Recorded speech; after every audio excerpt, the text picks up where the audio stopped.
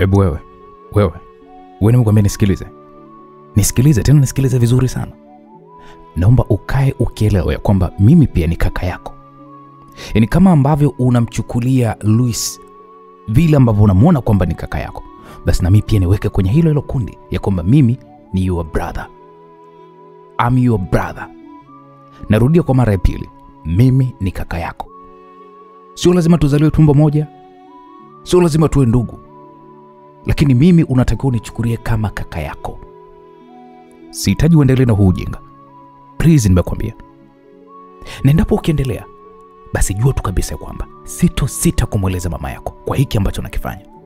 Kaka Harry, mimi sidhani kama nakuelewa. Yaani sioni tatizo lolote wewe kuwa na mimi, maana hatuna undugu. Wewe mimi sio ndugu yangu. Kwani mimi kaka zangu siwajui? Kaka zangu mimi nawajua. Lakini mbona mimi hutaki kunielewa nikikwambia kwamba nakupenda? Wewe mtoto, wewe eti mimi sijui nakupenda, mimi kaka zangu siwajui. Wewe hebu kuwa na haya usoni basi hata kidogo. Sawa? Ni kweli sijachangia damu na wewe, lakini urafiki tu nilionao mimi na kaka yako unatakiwa unichukulie mimi kama kaka yako. Hivi unawezaje kuniambia swala la kipumbavu, swala la kijinga kama hilo? Wewe umezaliwa mimi nakuona wewe. Wewe mtoto 2000 kabisa wewe. Au labda maybe unavona umekuwa vijumbile vyako vinajichomoza basi ushajua kwamba ndo mkubwa, yani unaweza tu karopoka lolote lile mbele yangu. Sio manake. Sasa nisikilize. Hii ni nafasi yako ya mwisho kuweza kujitafakari. Kabla sijamwe kuweza kucharaza fimbo sasa hivi na kutandika fimbo mpaka kwa wazazi wako, na naenda kueleza huu ujinga unaoniletea mimi hapa. Wewe vipi wewe? Lakini kaka Henry, kwani kosa ni nini kukuambia kwamba mimi nakupenda? Nakupenda jamani. Na pia sidhani kama mapenzi yanahusiana na umri. Lulu na kuheshimu. Lulu, nadhani umenielewa. Sihitaji mazoea na wewe. Wewe vipi?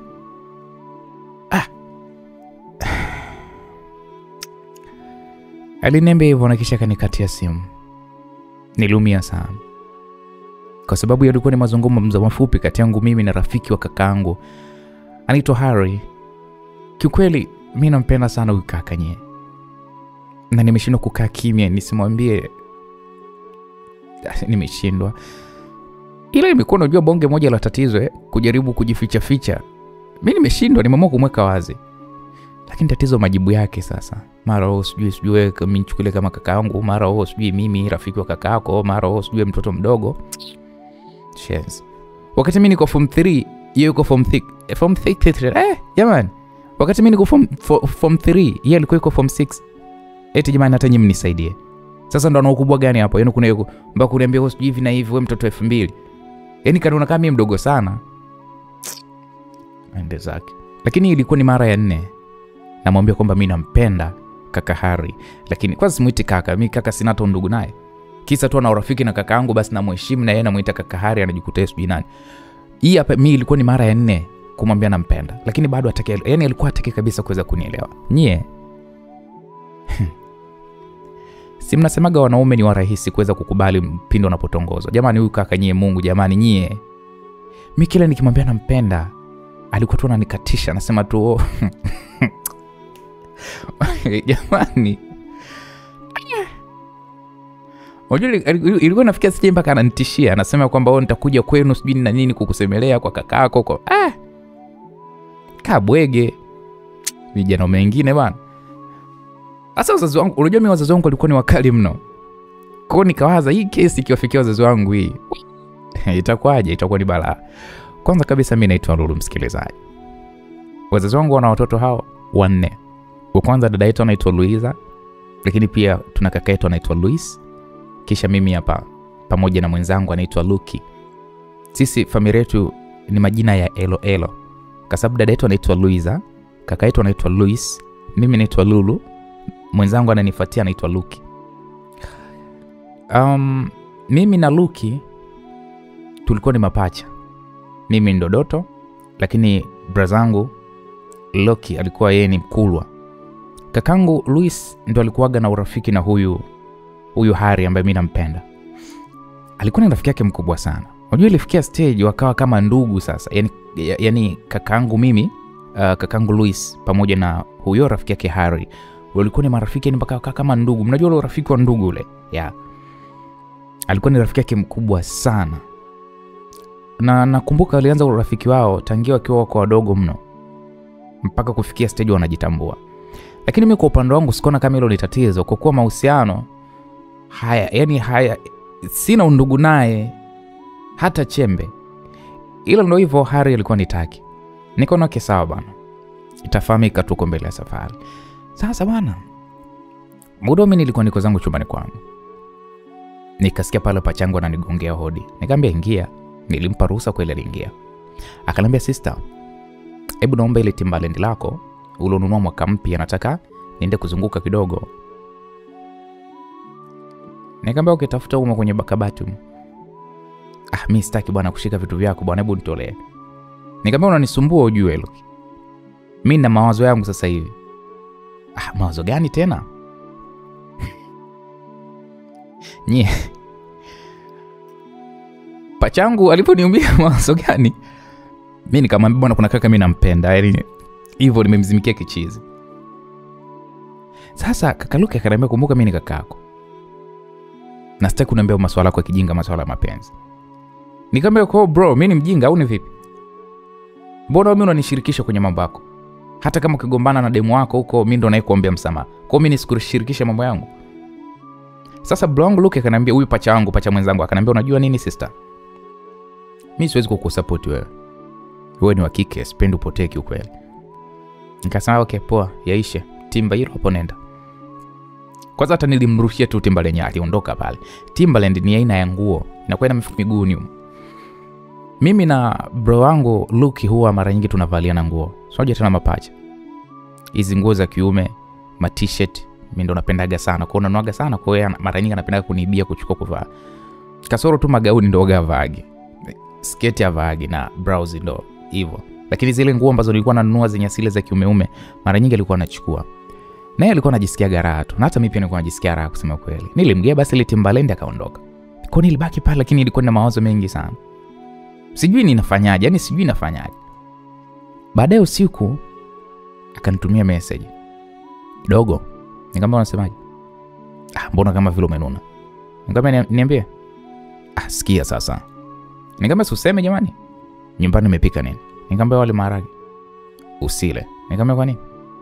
Nakuletea chips. Nikamwambia kulikoni? Mimi nimependa tu jamani nikuletee chips. Hamna, wewe kuna sababu, sio bure. Okay basi nakuja na wifi yako, sitaki uzengu.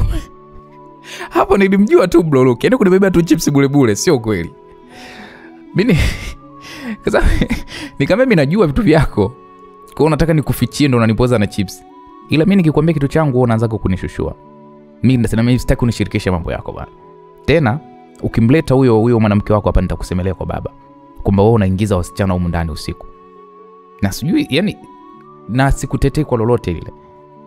Sasa hapo Luke akaniambia sikiliza bwana Twin, nisamee bwana. Wewe usinikaze hivyo bwana. Mimi nitakuwa na kusupport na wewe basi usifikie huko basi. Sister vipi? Nikamwambia okay poa. Kwa chips utake. Nikamwambia niletee tu nyama za kuku. Nitailia na wali, chips sitaki. Basi usilale basi. Ili unifungulie mlango ule wa nyuma kule ili niweze kupita. Nikamwambia poa. Kwa nilikaa pale kama lisali moja. Pacha kanitumia SMS kwamba nimfungulie geti pamoja na mlango wa nyuma ili demu wake afanyaje aingie ndani. Maana hawezi kumpitisha mbele, watu watamuona. Kwetu kulikuwa kuna nyumba mbili zinajitegemea. Mmoja walikuwa wanakaa wazazi wetu, nyingine mimi pamoja na kaka zangu. Dada yetu alikuwa ashaolewa. Sasa kaka Louis alikuwa hapendagi tufanye ujinga kusema kweli. Ila bro wangu huyu pacha mwenzangu Luke, yeye akawa anafanya mambo kisirisiri sana. Na mimi ndo nilikuwa namsupport. Alafu yeye kwenye mambo yangu mimi ananibania. Eti anasema kwamba eti mimi mtoto wa kike. Imagine. Hadi alimpiga mwanafunzi mwenzetu. Kisa tu mimi nilikuwa na mahusiano naye. Akawa ananiambia kwamba nikae naye mbali yule mwanafunzi. Ila kwa hili la yule mkaka Henry, unajua nikasema tu nitamforce ili aweze kunisupport. Bila hivyo, nitamchenchia sasa. Basi nilifungua pale geti na mlango wa nyuma. Kulikuwa kuna kagiza fulani hivi, alafu kumetulia. Demu wake akaingia. kisha akazama chumbani. Yule demu akazama chumbani kwa pacha yangu Luki. Sasa kaka Luis unajua hakujua. Yaani haya matendo yote yanaendelea, kaka Luis hakujua kabisa. Maana alikuwa yuko chumbani kwake. Sasa pacha yangu Luki huyo yeye akawa ameingilia mlango wa mbele sasa. Akanipa pale na nyama nilizokuwa nimemwagiza. Alikuwa na beti sana. Yaani kipata tu hela ndo anatamba nazo kusema ule kweli. Basi mimi nikapakua pale chakula, nilikuwa nimetunza kwenye hotpot ili kwa ajili ya kuweza kula. Lakini pacha yangu Luki akaniambia kwamba, "Oh, sister, wao wameshakula nini? Nisijataka kumpa huyo wifi chakula afu ikawa jao." Sasa mimi nilipokuwa nimekaribia kumaliza kula, si Henry bwana akaja. Ilikuwa ni mida ya saa 3 hivi. Mimi nikajikausha tu kama sio mimi. Kakaangu akasema pale nimalize kula haraka watufundishe. Walikuwa wanapenda sana kutufundisha topic za mbele ambazo bado shuleni sisi hatujaweza kufundishwa. Basi nikatoa pale vyombo muda huo. Sasa wakawa wanabishana. Ya kwamba inabidi kila mmoja mfundishe mmoja. Tena tutengane ili kuwe kuna masikilizano. Kaka akasema kwamba aende kumfundisha pacha yangu Luki chumbani kwake, alafu mimi nibaki na Henry tubaki sitting room pale. Nilipenda hiyo asikwambie mtu. Ila sasa nikawa nawaza, wakienda chumbani kwa pacha yangu Luki, sasa yule demu wake atakutwa kule. Oya mimi nimtumie message yule dada kwamba atoke aingie chumbani kwangu. Bro wangu mimi Luis akaongoza pale kwenda chumbani kwa Luki. Nikasema kama hajatoka watajua na wenyewe huko chumbani fumanizi hilo ndio linakwenda kutokea. Na mimi nitawaruka futi 100 kwamba sihusiki kwenye hilo. Ila kusema leo kweli naona yule bidada yule alikuwa ameshatoka kule chap kwa haraka chumbani kwa pacha yangu Luki. Maana hapa kutokea shida yoyote ile. Basi wakaanza kufundishana huko na mimi pia Henry alianza kufungua pale kitabu cha mathe. Ili sasa mimi unajua mpaka nikaanza kujiuliza nani amfundishe mathe? Nani? Yaani mimi huyo anifundishe mathe. Nikakifunika. Sasa Henry akaniambia uona nini? Unataka kufundishwa au vipi? Nikamwambia nataka. Ila sidhani kama nitaelewa. Kwa nini unaumwa au shida nini? Nikamwambia tatizo nini? Mimi nakupenda. Hivyo dogo na matatizo gani kichwani mwako? Hivyo wewe mshipa ule waibu hauna yani ule mshipa aibu kwa mnaga, si ndio? Kwa nini lakini unakuwa huniheshimu? Kwa kumwambia mtu unampenda ndo humheshimu au? Mimi si nimekwambia kwamba nakupenda. Na maanisha kabisa kwamba nakupenda. Lakini wewe unaona kama vile mimi sina akili nzuri. Hivi yo ungekuwa unaniambia unanipenda mimi na mimi niseme kwamba wewe ni kama ndugu yangu kisa tu eti usijui una urafiki na brother yangu, wewe ungejisikiaje? Au ungekuwa unaniambia unanipenda afu nakwambia wewe timamu kweli, wewe ungejisikiaje? Sihitaji kujua chochote. Na usinipangie kwa sababu kila mtu yuko na mitazamo yake na maamuzi yake. Nisikilize dogo. Mimi kuwa na wewe ni kitu ambacho hakiwezi kutokea. Sijui unanielewa? Siwezi. Please mdogo wangu. Mimi nimeshakwambia hilo swala haliwezekani na halitokuja kuwezekana. Yaani kama vile ambavyo Simba wamegomea mechi ya Yanga ya kwamba twende uwanjani na hawajaenda, na mimi nakugomea hili swala haliwezekani. Mimi kuwa na wewe abadani siwezi. Wewe ni kama mdogo wangu, unataka uniheshimu mimi kama brother yako. Sitaki. Na mimi sitotaka kukuelewa. Hayo sasa mimi niusu sasa. Kama kusoma kumekushinda, beba mavitabu yako ukalale. Uwezi amini msikilizaji, nilinyanyuka kweli. Nikakusanya pale vitu vyangu. Si akanivuta. Akaniambia hivi wewe uko serious na maisha yako kweli? Kwa hiyo kweli hutaki mimi nikufundishe? Nikamwambia mimi sitaki kupoteza muda wako kwa sababu utakachonifundisha sitaweza kukielewa. Na sawa, nenda kalale. Kweli niliondoka pale na kwenda chumbani kwangu. Sasa yule wifi anaitwa Eliza nilimkuta kule chumbani kwangu akaniuliza kwa sauti ya chini sana, "Mbona umewahi?" Mimi nikamwambia tayari. Hapo mimi sikutaka hata nichoshe naye. Amsubiri tu bwana wake huko akalale. Pacha yangu Luki naye pia alimaliza kufundishwa na brother yangu Luis. Kwa kila mtu akaenda kulala panapo muhusu. Mimi nilibaki niko mwenyewe chumbani kwangu maana kaka Luis naye pia aliingia kulala. Na Henry nilimsikia naaga. Baada ya muda Henry akanitumia message. Akaniambia Lulu. Nikamwambia nilimjibu fast, yani baada kuna tule message yake chacha nikamjibu hapo hapo niambie. Umewahi kutoka kwenu usiku? Kwenda wapi? Yaani muda kama huu. Na kwenu wasijue kama umetoka. Umesha kufanya kitu kama hiko? Hapana. Kweli? Sijawahi. Na okay, sawa. Lakini kuna uwezekano wa kufanya hivyo, si ndio? Kiukweli sijajua. Kwa nini usijue na wakati hapo ni kwenu? Okay, anyway, iko hivi, nahitaji kuweza kuongea na wewe. Hivyo ndo maana nimejaribu kuweza kukuuliza kama waweza kutoka. Sasa hivi. Yaani kama ungetaka kuongea na mimi, tungeongea muda ule ulivyokuwa unataka kunifundisha. Nawezaje sasa kukuongea na wewe hapo ndani kwenu? Nawezaje? Hebu be serious basi. Kumbe unalazimisha ukubwa, lakini kumbe bado akili zako zinaonekana za kitoto, si ndio? Jamani basi, niambie vizuri tuelewane. Kwa hiyo unatakaje tuongee muda huu? Na wewe uko wapi kwani? Niko nyumbani.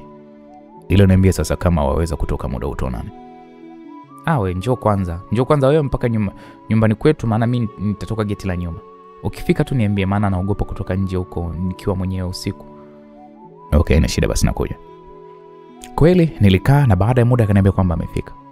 Kwa hiyo mimi nikatoka pale kimya nikatokea mlango wa nyuma. Mlango wa nyuma ambapo nilipokuwa nimempitisha yule demo wa pachangu Luki. Mimi nikaenda kufungua pale geti la nyuma, ila kabla sijatoka nikasikia naitwa pale nyuma. "Wewe Lulu, unaenda wapi sasa hivi?" Sasa aliyeniita alikuwa ni pachangu Luki. Nilimjua hata kabla sijageuka, maana sauti yake nimeikalili. Nikamwambia, "Sikia bwana, mimi kuna mtu naenda kuona naye." Nilimjibu kwa sababu sina mudu. Akaniambia, "Sasa hivi mtoto wa kike? Hebu kuwa serious bwana, rudi ndani kabla sija kuchenjia." Kwanza nikacheka, nikamwambia, "Unasemaje? Yaani wewe unirudishe mimi ndani? Hebu niache tu niende. Mbona wewe una mtoto wa watu ndani? Uwaze kwamba kwao katoroka au ni vipi? Ukinizuia na mimi kutoka, basi jua tuwe kwamba na mimi nakinukisha. Yaani wote wataamka na ninakwambia waone wazazi hiki kitu unachokifanya." "Lulu, hebu sio hivi basi. Sawa? Sio ndo kama mimi nakuonea. Hebu rudi basi ndani. Mimi siwezi kuona unapotea alafu mimi nikae kimya." Nikamwambia, "Wewe unanichelewesha bwana, ujue Luki. Hebu ngoja mimi niende." Kwa nilimjibu hivyo pachangu kisha nikatoka. Unajua sikutaka hata kumsikiliza. Ajishawesha wewe aone jinsi ninavyomwaibisha sasa kudadeki zake. Akitaka kuniaibisha na mimi namwaibisha kweli kweli. Tena ndo kaleta mwanamke pale ndani. Kisanga chake kizito. Yaani kaoa mule ndani mwetu. Nikatoka pale nikamkuta Henry. Ila nina kierehele mie. Mpaka nikajionea huruma. Basi tukaenda kukaa mahali hivi hapo karibu na kwetu. Kulikuwa kuna gogo la mti, kuna kigiza. Sasa nikawa nimemwitikia ili nimsikie amenitia nini. "Umesema hujawahi kutoka kwenu usiku kama muda kama huu, ndio?" "Ndio, sijawahi kabisa. Ndio maana naogopa." "Okay. Sio mbaya. Hilo ni jambo la msingi sana." "Umenitia nini?" Ndio inabidi sasa unisikilize, maana ndio nataka niongee." "Okay, nakusikiliza." "Well, Lulu, unajua kwa kipindi kirefu sana nimejaribu kuweza kukaza, lakini kwa sasa najihisi kushindwa." "Kivipi kaka Henry?" "Kwa nini unaniita kaka?" "Kwa sababu wamesema ni kakaangu." "Kwa unataka kuniambia kwamba masaa machache tu iliyopita kwa hiyo umeshabadili maamuzi na umekubali kwamba mimi ni kakako?" "Yaani kivipi? Wewe si kakaangu, kila mara unanikumbusha juu ya hilo ama?" "Ya, nakukumbusha, lakini kwa sasa tunapaswa tuongee kiutu uzima. Mimi nimekubali ombi lako Lulu, nakupenda." "Una nini umesema?" "Ninakupenda kama ambavyo wewe unanipenda. Lakini unajua tatizo ni moja." "Tatizo ni nini kaka?" "Kisa rafiki wa kaka. Unasema ni ndugu yetu. Wewe ni ndugu yetu eti?" "Hapana, unajua tatizo ni kwamba nitaweza vipi kumweleza kaka yako au familia yako?" "Kwani wao wanakuzuia kuwa na mimi? Kikwazo kiko wapi?" "Sijajua itakuwa vipi, but kiukweli nakupenda sana. Na sipendi kukutesa. Kwa unavyotamani kuwa na mimi, unajua ni wazi kabisa kwamba na wewe una mapenzi ya dhati kwangu." "Unanitega, naijua hiyo, unanitania alafu kesho uanze kunikoromea. Naijua hiyo." "No, sikutanii bwana, nakupenda kweli."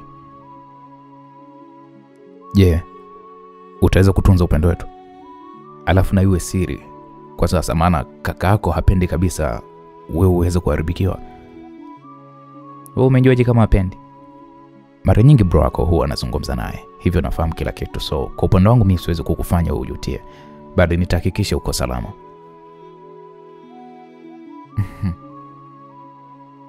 Hebu niambie ukweli kama unitani.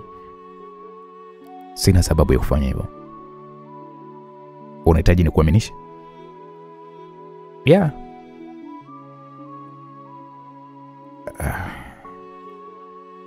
Nitafanya hivyo, wala usijali. Lakini inabidi uende nyumbani sasa, kwa sababu muda umeenda sana. Nadhani hili tutalizungumza zaidi na zaidi.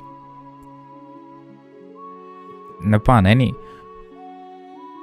kwa nini hutaki kuniaminisha? Lulu, vitendo ndivyo vitakavyoweza kukuaminisha upendo wangu kwako. Kwa sasa hata niseme maneno mazuri kiasi gani, hayana maana, bali upendo ni matendo ambayo hayawezi kupimwa kwa siku moja. Nakupenda na ninamaanisha bado ninakupenda wewe. Niamini basi. Mimi naamini siku zijazo utaniamini. Sawa. Nimekuelewa. Sawa, rudi nyumbani, kesho shule sasa, usije ukashindwa kuweza kuamka mapema. Nae. Sawa. Nadhani utakuwa ni usiku wangu mzuri sana. Nafurahi kusikia hivyo Lulu. Nakupenda sana sana. When I look at you, yani najikuta nachanganyikiwa kusema la kweli. Sasa mbona wewe ulikuwa unaniambia kwamba uhitaji kuwa na mimi? Lulu, tuyaache hayo bwana. Naomba ufumbe macho yako. Sawa. Kweli nilifumba pale macho yangu na hata sijui alikuwa anataka kunifanyaje. Hata I don't know. Akaanza kunibusu bwana, nilisisimka, akaniambia nibusu vizuri bwana. Kweli alinibusu vizuri na mimi nikambusu vizuri. Sasa mimi pale nilijikuta naanza kuzidiwa kwa hisia, kwa sababu lile busu lake jamani, kusema ule kweli, nilishtuka mbona kati tunataka tufike mbali. Nikaba bwana, mimi nimefunga. Alitabasamu. Mwisho siku nikamwambia bwana, mimi nataka kwenda nyumbani. Lakini bado natamani tuendelee kukaa na wewe Lulu. Lakini kesho shule. Okay, sawa. Ila kuna kitu sipendi unifanyie kabisa. Kitu gani? Mbona unaanza masharti mapema hivi? Sipendi unisaliti. Naomba uwe mwaminifu ili tusikosane.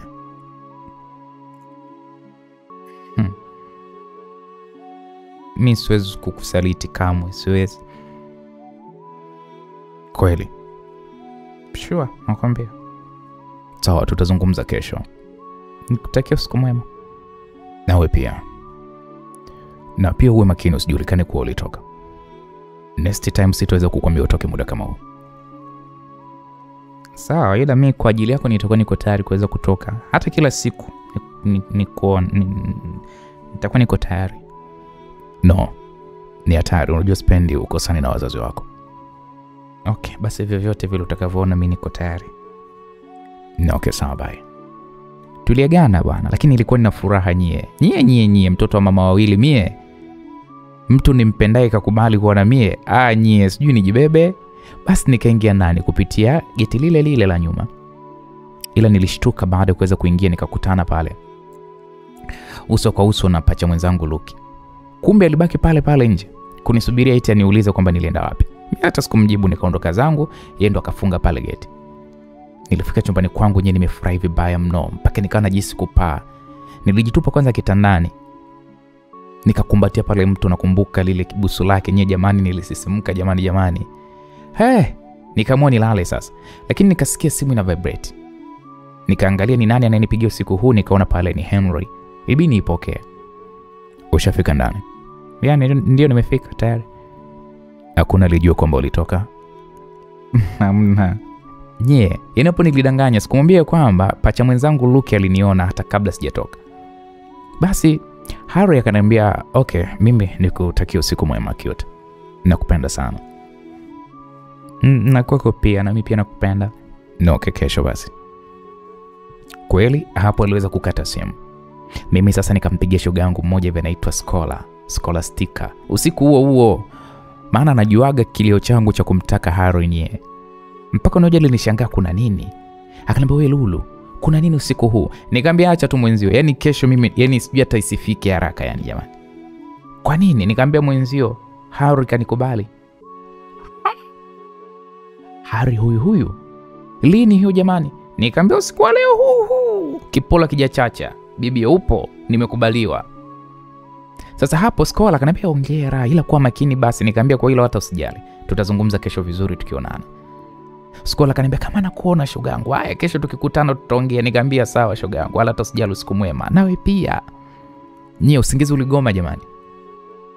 Nikapromosha pale di message la maana kwa Henry. Nikamwambia Henry, kiukweli najihisi mwenye bahati kubwa sana kwako. Jamani wewe mkaka mimi nakupenda. Sauti yako tamu kama ya Uncle Jay. Ucheshi wako na upole wako unifanya mimi nijisikie furaha pindi tu nikiwa karibu na wewe.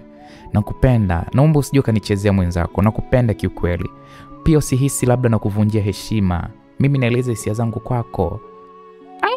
Jamani nilituma hiyo message lakini sikupata majibu. Mpaka usingizi ulinipitia. Nilipoamka cha kwanza kabisa kilikuwa ni kuangalia simu kama nimejibiwa. Nikakutana pale amenijibu akaniambia Lulu, cool down mama. Huna haja kujieleza sana mpaka unamtaja sijui Uncle Jay sijui wa masimulizi. Mimi pia nakupenda sana. Na please tunapozungumza mimi na usimtaje mwanaume mwingine maana anajisikia hivyo. Zingatia hilo. Lakini pia hakikisha huu uhusiano wetu unakuwa ni wa siri. Hatakiwi mtu yote kuweza kujua. Sijui unaelewa? Maana kakako mimi atanichukia sana endapo akilijua hili. Na mimi nakuahidi nitakuoa for sure. I'll marry you. Kwa hiyo nakuomba utulie. Nakupenda katoto.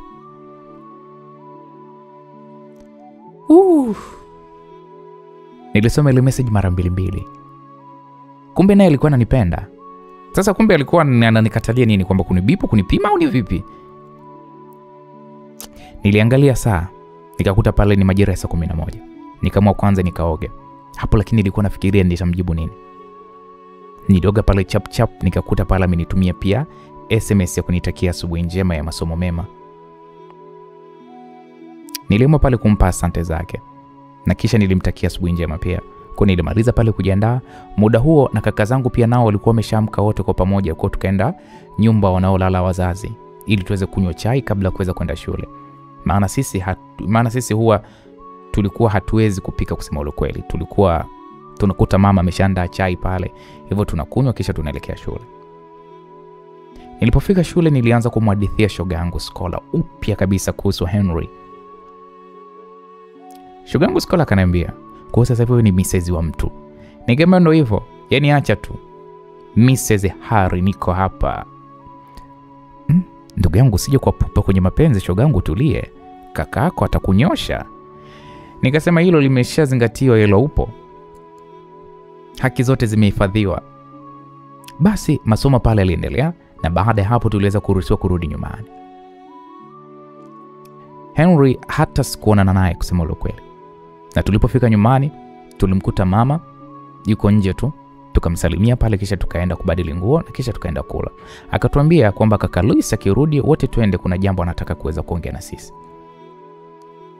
Kaka Luis alikuwa anachelewa sana. Kuna muda anaweza karudi mpaka saa 2 za usiku. Kwa tulitoka na kurudi kwenye nyumba ambayo sisi tunalala. Na baada ya kaka kuweza kurudi, ilibidi tuende naye sasa tukamsikilize mama. Mama alimwacha kwanza kaka akae na kisha akaanza kutuambia, Luis pamoja na Luki, mnakuwa wapi mpaka Lulu anatoka usiku? Mimi kwanza hapo nilishtuka. Jamani, mara hii tu nishaonekana kwamba nilitoka usiku au Luki kanichomelea nini? Sasa kaka Luis akauliza kwamba mama katoka kwenda wapi tena? Niwaulize nyinyi, mnaolala naye nyumba moja. Nimeambiwa na jirani ya kwamba alimuona jana usiku. Na alikuwa na mtu. Bahati mbaya tu hatukumuona vizuri huyo mtu na kumtambua. Mama, yani mimi kabisa? Hebu nyamaza wewe. Unakataa nini? kabla sija kuzingua, naomba unitajie huyo mjinga uliyekuwa naye. Nyie hapo kakangu aliwaka. Angejua kwamba ni rafiki yake? Kaka nauliza. Maana mimi nilivyokuwa mwoga sidhani kama naweza nikafanya kitu kama hiko. Mama, nani kanisingizia hivyo? Hapa sasa mimi niliongea niko serious sana, yani kama vile naonewa. Yaani ukinitazama hivi huwezi kujua kama nilikuwa nadanganya.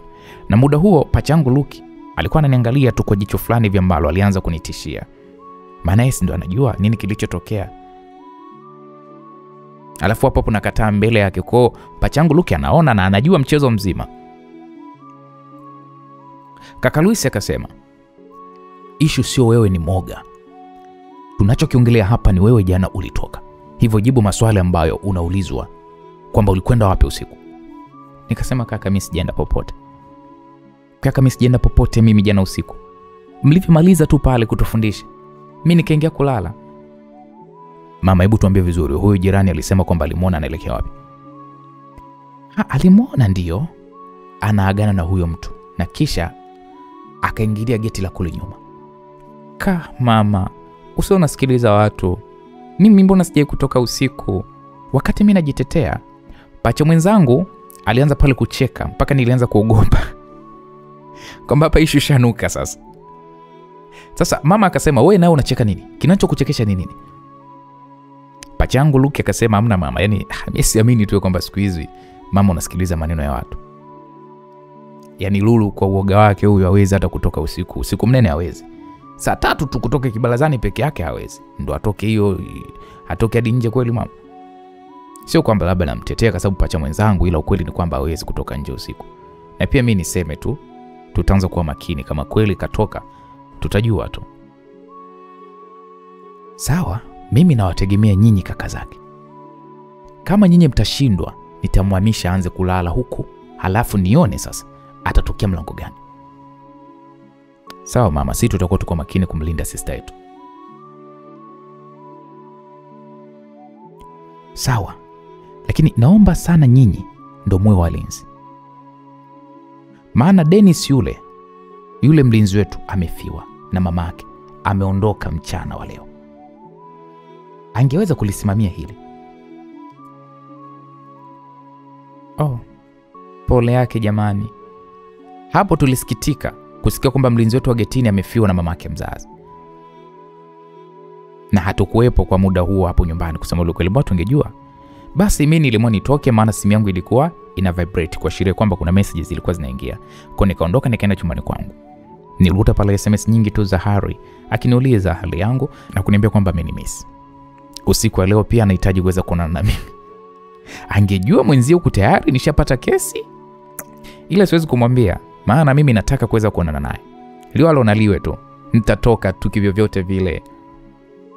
Mara nikasikia pale nagongewa mlango. Nikaenda nikafungua. Alikuwa ni pachangu Luki. Nikamwambia, "Vipi twin? Wewe jana ulienda wapi? Na ulikuwa na nani?" "Mimi sijakuwa na mtu yoyote bana." "Yaani unaniambia kwamba hukuwa na mtu yoyote? Au niwaambie ukweli kwamba ulitoka?" Alafu ndo useme kwamba ulikuwa na nani? Chaguni la kwako. Unaniambia mimi tu mmoja au unataka wote wajue? Afu Luki, usinitafute. Sipendi kunifuatilia mambo yangu, haikuhusu. Kama ambavyo mimi sifuatili mambo yako, nenda bwana kawaambie kwamba nilitoka alafu uone. Yaani usianzishe ugomvi wakati unakaa kwenye nyumba ya vioo upo. Kwa hiyo unakaza kisa unajua mambo yangu, si ndio? Sasa subiri nikudada. Nitakudaka tu. Alafu utajua ujui. Bana wewe nipishe mimi hapa. Hapo nikarudi zangu chumbani. Nikamwacha mlangoni, nilijibu SMS za Henry, tukaanza pale kuchati sana mpaka nikaja kushtuka ni majira ya saa 4 za usiku. Hapo njana niuma, hivyo nikaamua sasa niende kula kwanza. Ilipofika majira ya saa 7 nikapanga kutoka sasa. Uzuri wa kaka Luis akila amelala. Yaani unaweza hata kufungua disco ndani na asishtuke. Tatizo ni kwamba huyu pachangu Luki ataniwinda sawa, wakati mimi mambo yake wala hata simkazi. Nikamtesti pale pachangu, kumpima kama yuko macho, lakini hakunijibu. Nikajua tayari huyu ashapotelea usingizini.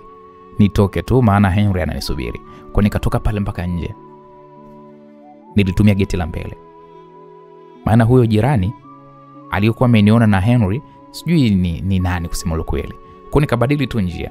kuna mahali kwingine tofauti na pajana. Ndio nikamwambia Henry vipi anisubiria hapo. Kwa nilimkuta kweli akanikumbatia pale, basi mimi mwenyewe najiona kama ndo napendwa. Sijui ni kusimuliaje uweze kunielewa. Unajua penzi likiwa jipya na uchanga wa mapenzi, basi ndo unajikuta wewe ndo wewe, yani huambiliki, husikiki, yani wewe ndo top manyota. Sasa Henry akaniambia, nilidhani hautokuja. Nikamwambia kwa nini sije, yani kwa mfano, why? Akaniambia, niliona tumechukua muda mrefu kidogo tangu niambie unakuja hivyo, nikahisi tu umeshindwa kutoka. Nikamwambia, ni vile tu ilibidi niwe makini, maana naogopaga sana wakikuta mimi natoka usiku. Na okay, sawa. Najua pia ni hatari, but amini kwamba siku moja tutakuwa huru. Kipindi ambapo tutatambulika rasmi kama mke na mume. Nadhani bado tuna safari ndefu sana ya kufika huko. Inahitaji uvumilivu sana. Hasa kwa upande wako wewe. Sawa. Mimi niko tayari kwa kila kitu. Nafurahi kusikia hivyo Lulu. Amini ya kwamba Lulu mimi nakupenda sana. Thank you honey. Nadhani sitaki kukaa sana na wewe muda mrefu hapa. Wasijua watu wakatukuta hapa. Hivyo waonaje kama tukienda kuongelea kwetu? We, Hari, kwenu tena? Wazazi wako je? Leo wazazi wangu mia wapo. Kumbe. Lakini mimi siwezi kwenda kwenu, naogopa. Unaogopa nini? Mambo mengi tu. Like what? Bwana sio vizuri jinsi tofauti kukaa pamoja. Lakini mimi ni mpenzi wako. We, mama mimi aliniambia nijiepushe na wanaume. Akia kweli wewe bado ni mtoto. Hivi si ni wewe ulikuwa unaniambia kwamba unataka mahusiano na mimi, kwamba unanipenda? Why nao unasema kwamba mama alisema kwamba ujiepushe na mapenzi? Kwani tatizo liko wapi? Tutakuwa tu wapenzi hivi tu. Ila mimi siwezi kwenda kwenu siku na hakuna mtu. Okay. Unavyotaka wewe ndivyo itakavyokuwa, sawa? Umekulala na mwanaume yote? Kulalaje? Namaanisha kufanya mapenzi. Ako sijawahi. Na mama huwa ananikaguaga. Kivipi? Mama ananiangaliaga kama nimefanya huo mchezo. Then anakukutaje? Ananiambiaga sijawahi. Sasa sikiliza Lulu. Mimi nitakuwa mkaguzi wa mwisho baada ya mama. Yeye nataka nikukute hivyo ulivyo. Na hiyo ni ahadi nakupa. Sitakugusa mpaka ukifika wakati sahihi. Unikutaje? Anachokukagua mama na kujua kwamba hujafanya bado. Asa utajuaje kwani? Maana hata mama pia huata simuelewi. Kwa hata ujuage anakaguaga nini? Kweli kazi ipo. Sasa ole wako. Jamani, mimi Henry kusema kweli hata sikumuelewa anazungumzia nini. Anacho nikaguaga mama au? Mimi kipindi hiko msikilizaji, kukimbilia tu mapenzi nilikuwa napenda kweli, lakini kujua kama sijui kuna masuala ya usichana. Mimi ni uso shida zangu. Basi akanisindikiza mpaka gene kwetu. Nikaingia pale nikafunga geti nikanyata mpaka ndani. Ndani nikaingia kulikuwa kuko kimya sana. Kaka zangu walikuwa wamelala, hawana hata habari. Na mimi pale nikajifunika shuka nikalala. Asubuhi pale niliamshwa, simu ilikuwa inaita. Nilipokea, alikuwa ni mai wangu. Akaniambia umeamkaje Lulu wangu? Nikamwambia nimeamka poa baby. Mbona umeamka mapema sana leo? Saa 12 kasoro hii. Amka ujiandae uende shule. Sawa. Ila mimi nimekumisi. Nimekumisi pia, hope umelala poa kabisa, si ndio? Nashukuru Mungu. Acha uvivu. Amka hapo uende shule. Sawa, naamka. Sasa muda huo mwenzenu nikajifunua shuka. Sikuamini nilichokiona. Nilikuta shuka limeloa pale damu. Na kujiangalia vizuri kibukta nilichokuwa nimelalia kilikuwa kimeloa. Ndio mpaka nilipiga kelele. Kwa baba mama. Sasa Henry akaniuliza, "Wewe Lulu nini? Kuna nini?" Nikamwambia sijui. Mbona unapiga kelele? Ni kama naogopa baby. Kwa nini? Sasa hapo mimi nikashindwa kumjibu. Yaani nilikuwa natetemeka mpaka nikaangusha na ile simu. Maana simu ilikuwa haijakata. Nikawa nasikia tu ananiita. Mimi nikawa siongei. Muda huo pacha yangu Luki naye alikuja.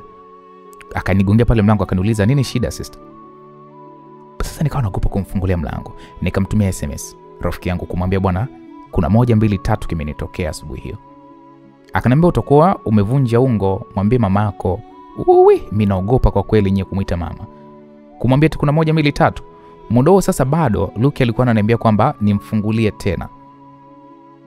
Akamwamsha mpaka na kaka Luis. Wakawa wananiita wote. Bado Henry pia akawa hajakata ile simu. Ananiongelesha, mimi nashindwa hata kumjibu. Nikaamua kwanza nikate kwanza ile simu kwa sababu nikaizima. Sio kukata tu nikaizima. Kwa kina Luki wakaenda kumuita mama. Mimi niliamua kumfungulia. Akaniuliza tatizo gani? Nikamwambia niliona mjusi tu. Na pia kichwa kinaniuma kidogo hivyo sitaenda shule. Alinigombeza. Kwa nini nawapa watu pressure? Mimi kusema kweli niliogopa kuambia ukweli. Basi aliondoka pale na kaka zangu nao pia wakaondoka kwenda shule. Mimi nikabaki niko mwenyewe.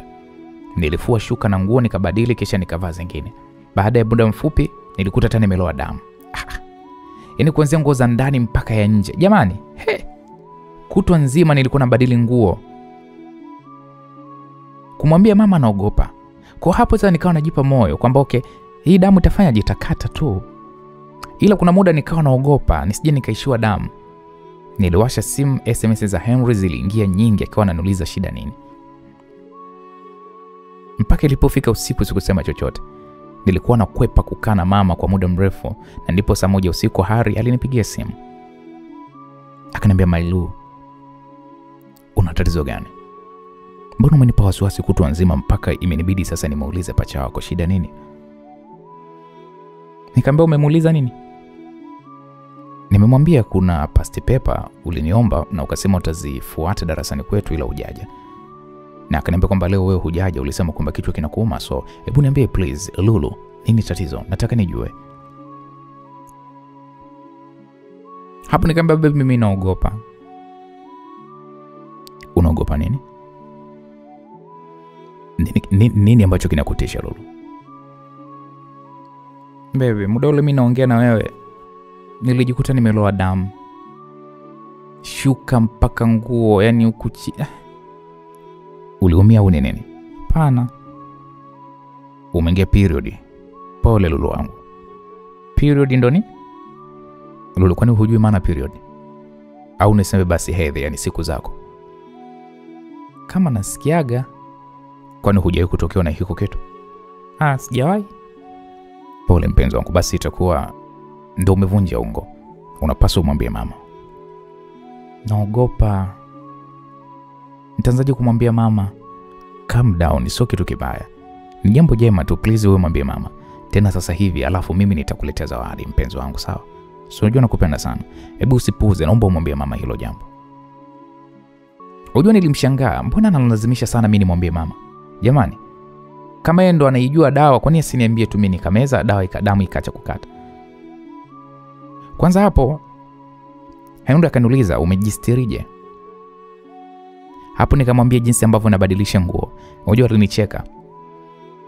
Akaniambia nenda bwana mwambie mama. Basi mimi nikakubali tu. Rafiki yangu Skola naye aliniuliza kama nimeshamwambia mama, nikamjibu bado. Akaniambia mwambie tu mama. Basi nikampigia pale simu mama aje chumbani kwangu. Mama nilimwambia lakini eti mama alifurahi sana. Akaenda pale kununulia pedi akanifundisha na namna kuvaa, akaanza pale kupigia dada zake na mashangazi zangu. Unajua mpaka nilichukia sasa masuala ya kutangazwa ndio siataki kabisa. Basi wiki nzima amwezi mimi nisikwenda shule. Mama aliniombea ruhusa kwamba mimi naumwa. Kwa nilikuwa nawasiliana na Harry tu kusema ukweli. Mara kwa mara alikuwa ananipatia zawadi, muda mwingine anampatia shogangu Skola niletee. Basi siku zinaenda. Yeye na kakangu wakawa wanafanya maandalizi ya graduation. Mimi niliandaa pale keki kwa ajili ya kipenzi changu Henry ya kumpongeza na kumtakia pale mtihani mwema. Halafu nikamnunulia pale na saa nzuri sana. Siku ya graduation nikampatia. Ile kakangu naye pia nikamnunulia pale zawadi ya saa. Walishangaa kwa nini mimi nimemgia yeye tu keki. Ila mimi hata ile siku lijali nilitaka tuweza kumshow love. Japo keki yenyewe pia nimenunua kwa hela zake. Mimi, mama na pachangu Luki tulienda hiyo siku kwa ajili ya kaka Luis. Lakini upande wa kwake Henry Yeye alikuja tu na mama yake kwenye hiyo sherehe basi. Yeye alikuwa anatabasamu tu. Basi ilipofika jioni sherehe iliisha kwa kila mtu akaelekea kwao. Ila nikamtumia message japo tukae mahali tuongee angalau kwa dakika 30. Basi kweli bwana wote wawili tuliwapotea pale wenzetu, yani mimi nikawapotea familia yangu na yakawapotea familia yake bila hata kujua kwamba kuna njia tunapita, na muda huo giza lilikuwa limeshaingia. Tukaamua tukae kabisa chini. Akawa ananipa asante pale kwa zawadi. Mimi basi hapo nafurahi mwenyewe. Hebu tuseme labda ndo nimetoa labda zawadi ya nyumba jinsi ambavyo alikuwa ananishukuru. Akaniambia unajua dogo hatuje kukaa na tukaongea. Mimi nakuomba uvumilie tena kwa mwaka ujao.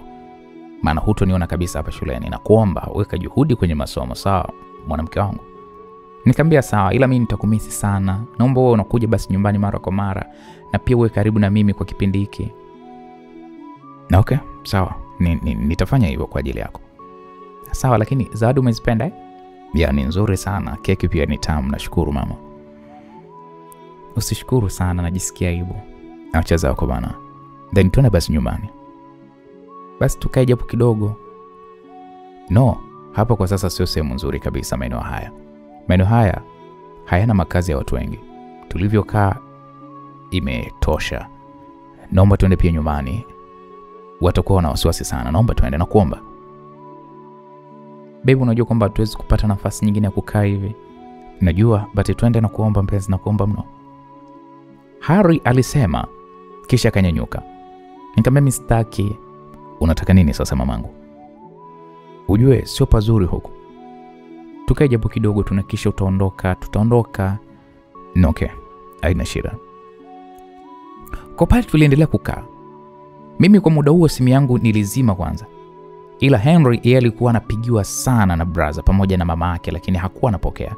Na hatimaye saa 3 kasoro ilitukuta tuko pale pale. Henry akaona sasa wewe binti unataka kunizoea. Akaniamrisha pale tuondoke. Akawa anaongoza njia, mimi namfuata kutoka nyuma huku nimenuna vibaya mno. Matamanio yangu nilikuwa natamani tukeshe tu kule. Mimi kwangu nilikuwa naona sawa tu. Basi baada ya mwendo kidogo mbele tu kidogo akatokea mkaka. Mkaka yule alikuwa ni muuni kibaka hivi. Nikasema tumekwisha. Akaanza pale kutuzingua, akawa ananivuta hivi. Mimi nilijuta kwanza, kwa nini sikwenda nyumbani mapema? Nikaforce, naye akawa na force. Kwa tulianza pale kushindana nguvu na yule muhuni. Akaanza kumpiga Henry, akamwangusha chini, akamkaba. Mimi sikutaka kumwacha Henry. Nikaokota pale fimbo nikamcharaza yule mkaka za mgongoni ile mwachia Henry. Nadhani na ile ndio ilikuwa bahati yetu. Alipomwachia tu Henry, mimi na Henry hao tukakimbia. Sasa tulijichanganya, unajua tulipita upande mwingine ambao ndio pori zaidi yani. Mpaka kufika barabarani inahitajika kama hata alisali 1.5. Tukatokea mbali sana na kwetu. Mimi ilibidi niwashe simu nimpigie simu Scholastica, shoga yangu, kusudi nimueleze, nijue atanisaidia vipi nikifika nyumbani nimdanganye aje. Lakini kwa bahati mbaya sasa Scholastica akawapatikani. Alafu naye kuna muda alinitafuta SMS zake kwa sababu ziliingia nilipowasha tu simu. Nikazima simu kwanza maana sasa naogopa. Nyumbani wakiniuliza niko wapi, nitajibu nini? Sasa hapo Harry akaniambia, Lulu, na hisi njia nzuri ni wewe kwenda nyumbani. Hapa tukijichanganya tu ikifika asubuhi hujaonekana nyumbani itakuwa ni tatizo sana. Please nakuomba uende. Nikamwambia sasa nyumbani mimi nitaenda vipi? Naenda kujibu nini huko nyumbani? Yaani naenda okay sawa, naenda kujibu nini? Naenda kwanza nyumbani. Ukifika naomba ujiamini. Watakuuliza wala tusibabaike. Kwa maana ya kwamba ukionyesha kuogopa tu hapo ndo utakuwa unaharibu kila kitu. Nikasema okay sawa. Nitajibu nilikuwa wapi? Ulikuwa kwa rafiki yako Scholar. Naogopa ila okay acha niende maana nimetaka mimi mwenyewe haya mambo. No, hujataka mamangu. Ni kosa letu sote. Kama mimi nisingekulazimisha kukaa kule maporini asingekuwa yaani asingetokea hilo tokea. Ni wakati wa kwenda nyumbani na sio tena wakati wa kuanza kulaumu. Sawa mama? Sawa. Kwa hapo niliamua kurudi nyumbani. Na yeye alienda kwao. Nilipofika pale nilikuta wanafamilia wote wapo nje kibarazani. Wakaanza pale kuniuliza kwamba nilikuwa wapi baada ya graduation kuweza kuisha. Nikajibu tu kwa kina Scholar. Kumbe Scholar bwana alishaulizwa kuhusu mimi na akasema hajui maana walienda mpaka kwao. Yaani hapo ndo walikuwa wametoka kwa kina Scholar dakika kadhaa tu. Yaani ikaonekana sasa mimi nimejichanganya. Nilibaki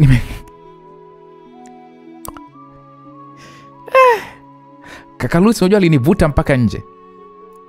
Pachangu Luki naye akaja nyuma yetu. Alinipeleka mpaka kwa kina Henry.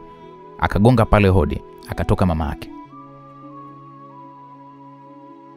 Vipi mama? Henry amesharudi? Kaka Lucy alimuuliza mamake na Henry. Akasema ndio amerudi, sio muda mrefu ameingia kuoga. Okay sawa mama, naomba unitie na shida naye. Haya sawa, lakini mbona kama vile kuna tatizo? Mdogo wenu maana machozi yanamtoka yanamlenga-lenga. Hapa aliuliza mama Harry, na baada ya kuona mimi kama nakaribia sasa kulia. Bro Luis akasema mama, ngoja kwanza. Subiri Henry aje, tutaongea. Ungemuita tu kwanza aje. Haya ingieni basi mkae sitting room, msiishie nje. Basi kweli tukaingia ndani, yeye akaenda kumuita pale na kuja naye pale. Haya, niambieni wanangu. Shida nini? Mama Henry aliuliza hilo swali. Mama bwana, mimi sina jambo kubwa. Ni kwamba baada ya sherehe kuweza kuisha, tulipotaka tu kuweza kuondoka, huyu Lulu tukawa tumuone. Tukipiga simu zake apokei. Tukahisi pengine kashaondoka na rafiki yake mmoja hivi anaitwa Scholar. Tumefika nyumbani, giza linaingia, mtu atokei. Simu hazipatikani. Kwenda kwa rafiki yake Scholar tukakuta hayupo na taarifa zake hana. Waliachana kule shuleni. Naye alijua kwamba ameondoka na sisi. Nampigia Henry hapatikani. Sasa kwa akili zangu tu ndogo, nimehisi hapa kuna kitu. Labda waseme wao wenyewe ya kwamba walikwenda wapi. Na maanisha Harry pamoja na mdogo wangu, mseme mlikwenda wapi. Kwani walitoka wote pale shuleni? Sijajua. Ila nachojua hawa watu wana mahusiano, japo wenyewe hawajui kama mimi najua. Mwanangu Harry, ya kweli haya? Lulu si mdogo wako huyo? Ni nini hiki unachokifanya lakini? Mama, mbona hili jambo ni geni kwangu kabisa. Mimi sitoki kimahusiano na Lulu na wala sijui kama hata leo yenyewe mimi hakuonekana kwao, hilo ndo nalisikia sasa hivi. Lulu, mimi nilikuwa na wewe leo. Nye, Harry aliniuliza akiwa macho makavu. Na mimi nikamwambia hapana kaka, hatuko pamoja. Sasa hapo bro wangu Luis akasema wewe nyie msijue sisi ni wajinga. Henry mwanangu, unataka kumharibu mdogo wangu sio manake? Unataka kumharibu mdogo wangu? Hapo mamake na Henry akaingilia kati akasema mwanangu, kwa nini unafanya hivyo? Wewe na kaka yake huyu binti ni marafiki wakubwa. Hivi Harry kweli uone aibu? Mama, mimi sijafanya hiko kitendo. Why mtu unataka kunisingizia? Kwa ushahidi gani mlionao? Kweli weza mimi msikilizaji, Harry alinyanyuka pale na kutaka kuondoka. Mamake aliomba msamaha. Kaka aliamua tuondoke. Tulifika nyumbani, mama akauliza tulienda wapi. Kaka Luis ilibidi aelezee pale kwa mama. Mama naye pale alianza kunisema. Mimi niliendelea kukataa. Henry akatae, mimi nikubali. Wewe haiwezekani. Kaka alinichimba mkwala, alinichimba biti jamani, alinitisha mno na kunilazimisha nikubali alichokuwa na kihisi yeye. Mimi nikaendelea kumkatalia. Shogangu Scholar alinitafuta baadaye kabisa na kuanza kunilaumu kwa nini simshirikishi vitu vyangu mapema kabisa, anashindwa hata kunitetea. Akaniambia ona sasa mpaka leo nimeharibu sasa, nimeshindwa hata kuweza kujibu walivyonifuata. Mimi ilibidi nimombe msamaha shogangu Scholastica. Henry alinitafuta na kuniuliza nyumbani hujanipiga? Nikasema hapana, ila tu amenisema sana na kakangu Luis amechukia sana na akasema kwamba mambo yetu sijui itakuwaje sijui hivi na hivyo. Henry akaniambia ukisijali mimi nitaongea tu na bro wako, maana yule ni mshikaji wangu. Atakunjua tu roho na atanielewa. Nikamwambia utamwambia nini? Utamwambia nini hadi akuelewe? Akaniambia wait, utaona. Nikamwambia okay sawa mpenzi, nakupenda. Nakupenda pia. Nakupenda katoto, nakupenda sana sana. Nikamwambia thank you. Naomba tulie sasa usijali sawa. Nikamwambia okay poa. Sasa asubuhi nimeamka na wasalimia kaka zangu walikuwa waniitikia. Kaka Luis akaniambia jiandae, kuanzia wiki ijayo utaenda kusoma shule nyingine. Nimeanza kufuatilia masuala ya uhamisho. Ananipeleka wapi tena? Kutaka kuniweka mbali na mpenzi wangu, kwa nini jamani? Inahusu nini? Hii iliniuma. Kaka, kwani mimi shuleni kuna tatizo gani mpaka tuhame? Muhame wewe na nani? Sina Luke au? Mpuuzi mmoja wewe. Unahama wewe peke yako. Sumekuwa siku hizi. Basi ukakae huko boarding sasa. Kaka jamani, mimi nihame wapi? Unajua ulichokifanya. Kusihitaji maswali mengi, nimesema jiandae. Kaka, mimi sihami shule. Nani huyo anayesema haami shule? Hapo unajua nilisikia sauti ya mama ikiwa inatokea nje, akiwa anaingia pale ndani. Ni nani huyo anayejibu huo upuzi? Shikamoo mama. Kuwa na wewe upate ya kwako. Mpuzi mmoja wewe. Mimi ndo nimemwambia kakako akutafutie shule nyingine, kwa hiyo kama unajibu huhami shule, kwa hiyo unanijibu mimi mamako, si ndo manake? Hapana mama, lakini kwa nini unihamisha shule? Kosa langu mimi mama ni nini? Ujinga uliofanya jana ndio ulosababisha hayo. Kwa hiyo jua hilo, hakuna mijadala tena kwenye hili. Sawa mama. Lakini mimi siwezi kukaa mbali na nyie. Nyinyi ni familia yangu. Nimesema hivi, hilo swala halina mjadala. Yaani sitaki maoni wala sitaki ushauri wowote kwenye hili. Sawa. Sasa hapo mimi niliamua kumwambia Henry kwamba nataka kuhamishwa shule. Henry akaniambia kubali tu, wala hata mna tatizo. Na swala la wewe kuweza kuhamishwa shule haliwezi likatufanya mimi naye tutengane. Ila tuzingatie masomo na utambue kwamba mimi nakupenda sana. Hakuna kitakachoweza kubadilika kati yetu. Kiukweli ilibidi tu nikubaliane nao. Rafiki yangu Scholastica alihuzunika kweli kweli na alinishauri ya kwamba niwalilie wazazi eti wahailishe hili jambo lao. Lakini walikuwa wameshaamua. Yaani mimi nitatokea wapi sasa kwenye hili?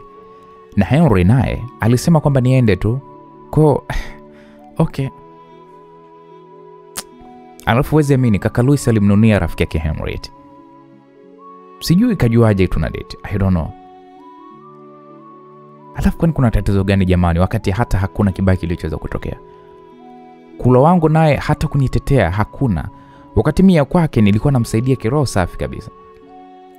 Kwa nikahamishwa shule pasipo hata kupenda, ila Henry aliweza kunisisitiza sana kwamba nijitunze huko nako kwenda shuleni, maana hataki mimi niweze kumsaliti.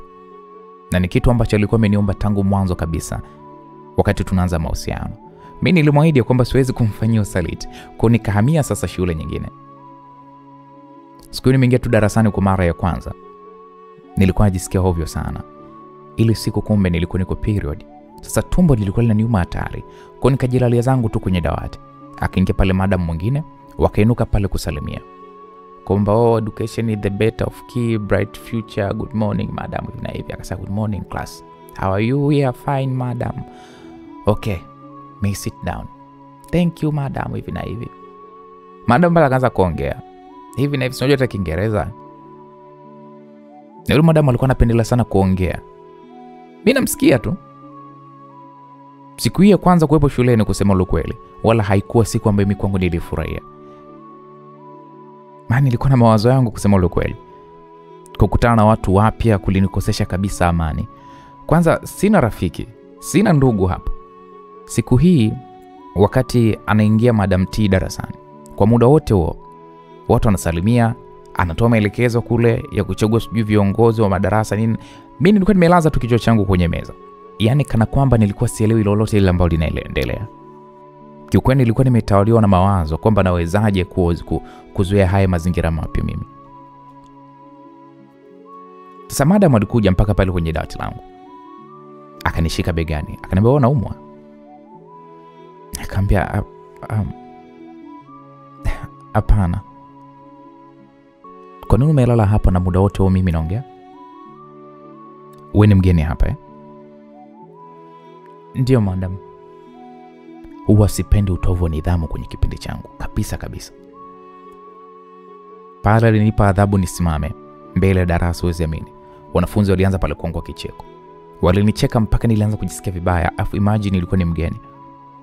Madam ilibidi awafoke kidogo, lakini minongono bado ilikuwa inaendelea na vicheko vya chini chini. Mwanafunzi mmoja wa kike alikuja pale akanitoa pale mbele, akanirudisha kwenye kiti changu.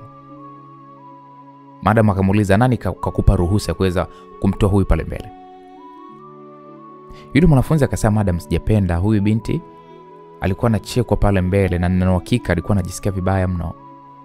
Yule mwanafunzi unajua alijibu kwa kujiamini, mpaka madam alibaki mdomo wazi. Madam akaniuliza, unaitwa nani wewe? Nikamwambia mimi naitwa Lulu. Okay, mimi naitwa Madam Teddy, ni mwalimu wa somo la civics na pia ni mwalimu wa darasa. Baada ya kipindi naomba unifuate, na kuanzia leo utakuwa monitress wa darasa. Lo, moyo ulinipiga mimi. Yeye mtu mwenye mtu mgeni wananipa tena uongozi. Wakachagua pale na monitor wa kiume. Basi aliendelea pale na kipindi chake.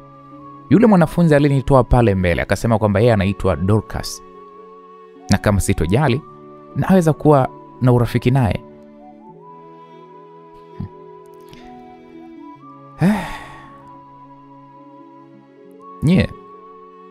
Yule kaka aliyechaguliwa kuwa monitor wa darasa alikuwa ni mweupe, alafu ni mrefu hivi, ana sura ya upole. So naweza nikasema kwa kifupi ni handsome. Madam Teddy alipomaliza pale kufundisha, akaniambia mimi na yule mwanafunzi aliyokuwa ni monitor tumfuate. Tumeenda mpaka staff room, sehemu ambayo wanakaa walimu. Sasa wewe binti ni mgeni, ila unapaswa ujisikie upo huru kama huko ulipotoka. Mshirikiane na kiongozi mwenzako huyu, pia nishapata taarifa kuwa kuna mwanafunzi mgeni. Nikasema asante madam. Okay, go back to class. Kwa tukatoka pale, mimi nikiwa niko wa kwanza. Lakini sasa darasa sijalikaliri mjue. Nikataka mwenzangu atangulie mbele, mimi nimfuate kwa nyuma. Nikajifanya kama kuinama hivi nifunge viatu.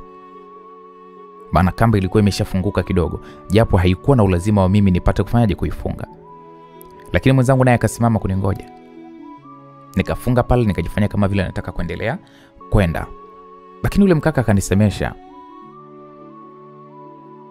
Akasema sorry, wananiita mi Clinton ama wananiita Kile, unaitwa nani? Nikamwambia Lulu. Akaniambia okay, you are most welcome. Where are you from? Nikamwambia Dar es Salaam. Na ukute sisi ni majirani, maana mimi kwetu pia ni Dar. Karibu sana, kikubwa ni ushirikiano. Nikamwambia sawa, asante. Na tuende basi darasani, huenda kuna mwalimu kaingia, tutapitwa na kipindi. Kiukweli tuliongozana na kurudi darasani.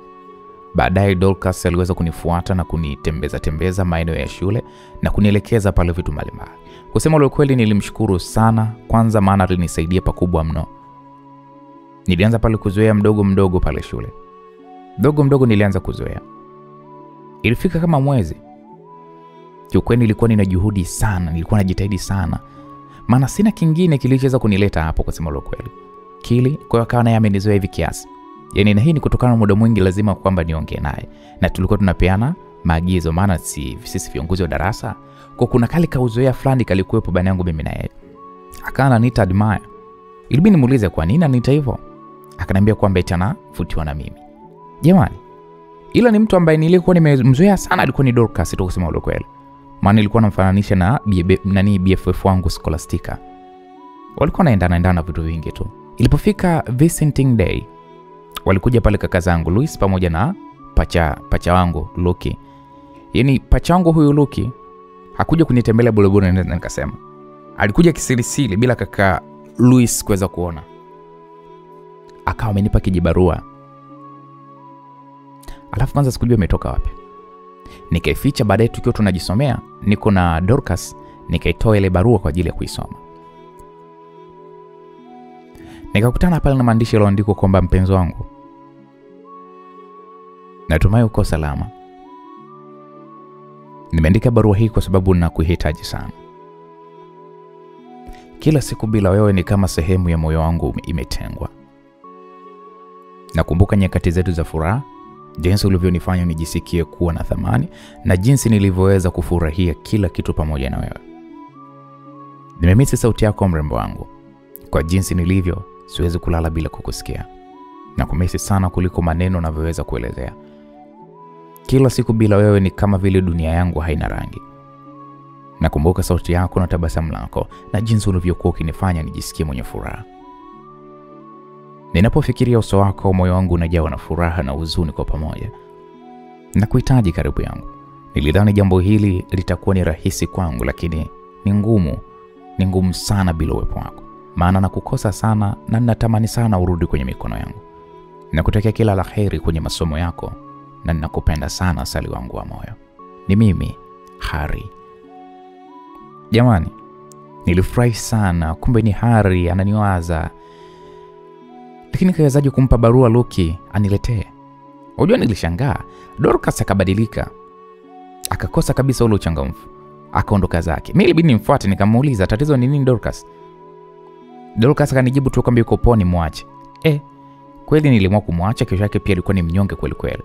Break time Kili alinifuata na kuniambia kwamba hayuko sawa.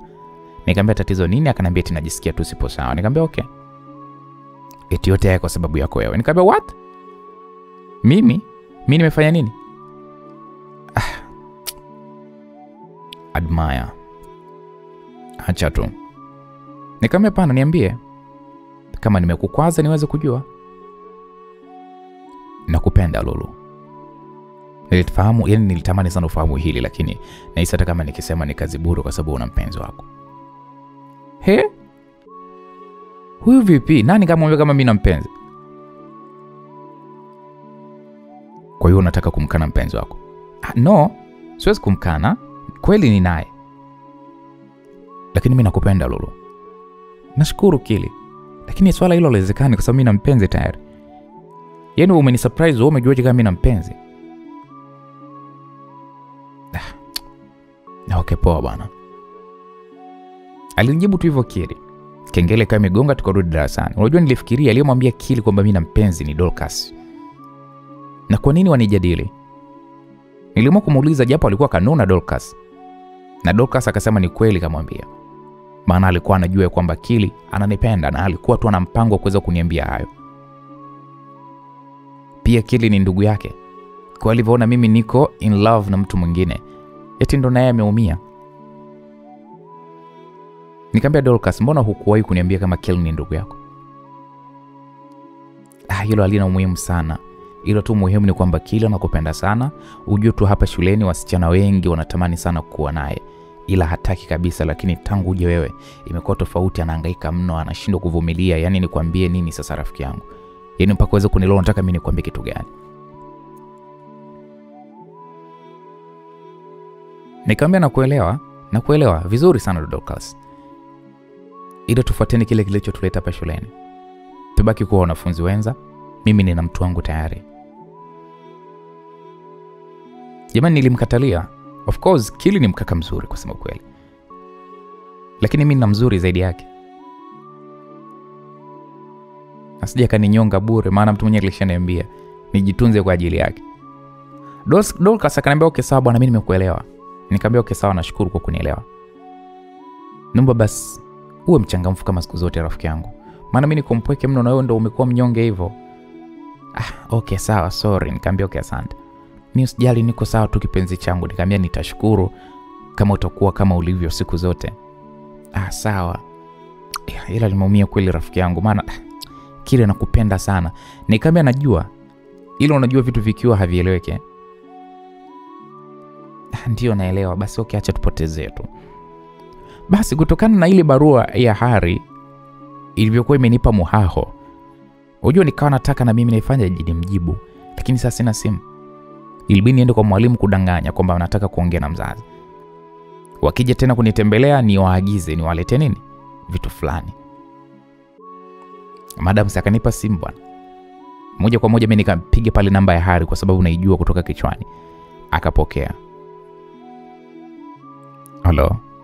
Nikamwambia Hari, it's me, Lulu. Lulu mpenzi wangu mimi? Nikamwambia ndio. Ni kama mwaka sijasikia sauti yako. Nimekumisi sana. Nimekumisi zaidi. Nimeipata barua yako, asante kwa kunikumbuka. Hilo ni la umuhimu mpenzi. Na hii simu ni ya nani? Ni ya teacher. Nimeomba nimpigie mzazi. Kwa hiyo mimi ni mzazi eh? Of course.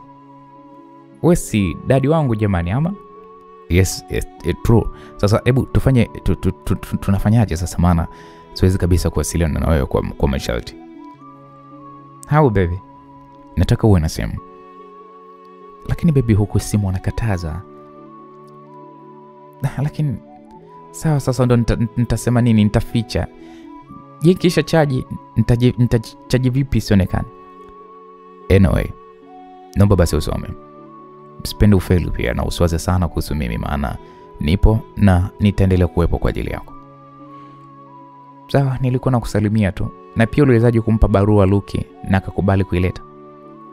Luki kwa sasa anajua kuhusu sisi. Ila brother yako Luis amenikasirikia sana, uwezi amini.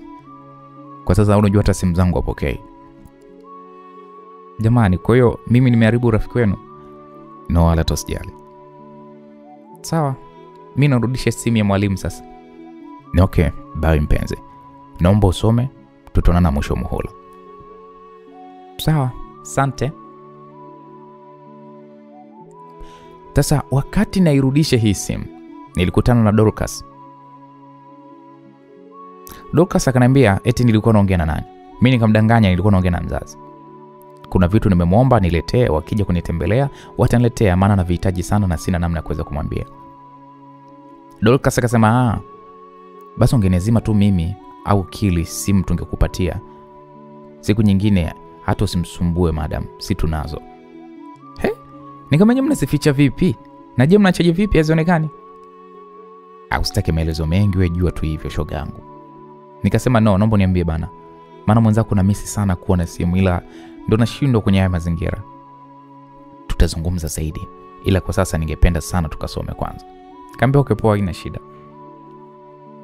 Basi bwana, Lucas akawa ananiazima simu yake, kila nikihitaji ananiazima. Nilihofia kumtafuta Harry kupitia simu ya Dorcas, nikawa namtafuta Luki pekee. Tunapiga sana story mpaka napochoka. Nikamuuliza ilikuwaje mpaka akapewa barua na Harry, akaniambia bwana eti aliamua tu kukubali, maana Harry alimwomba sana, alisi sio vizuri kukataa. Lakini pia eti niwe makini, kama nimeamua kuwa na Harry basi nitulie.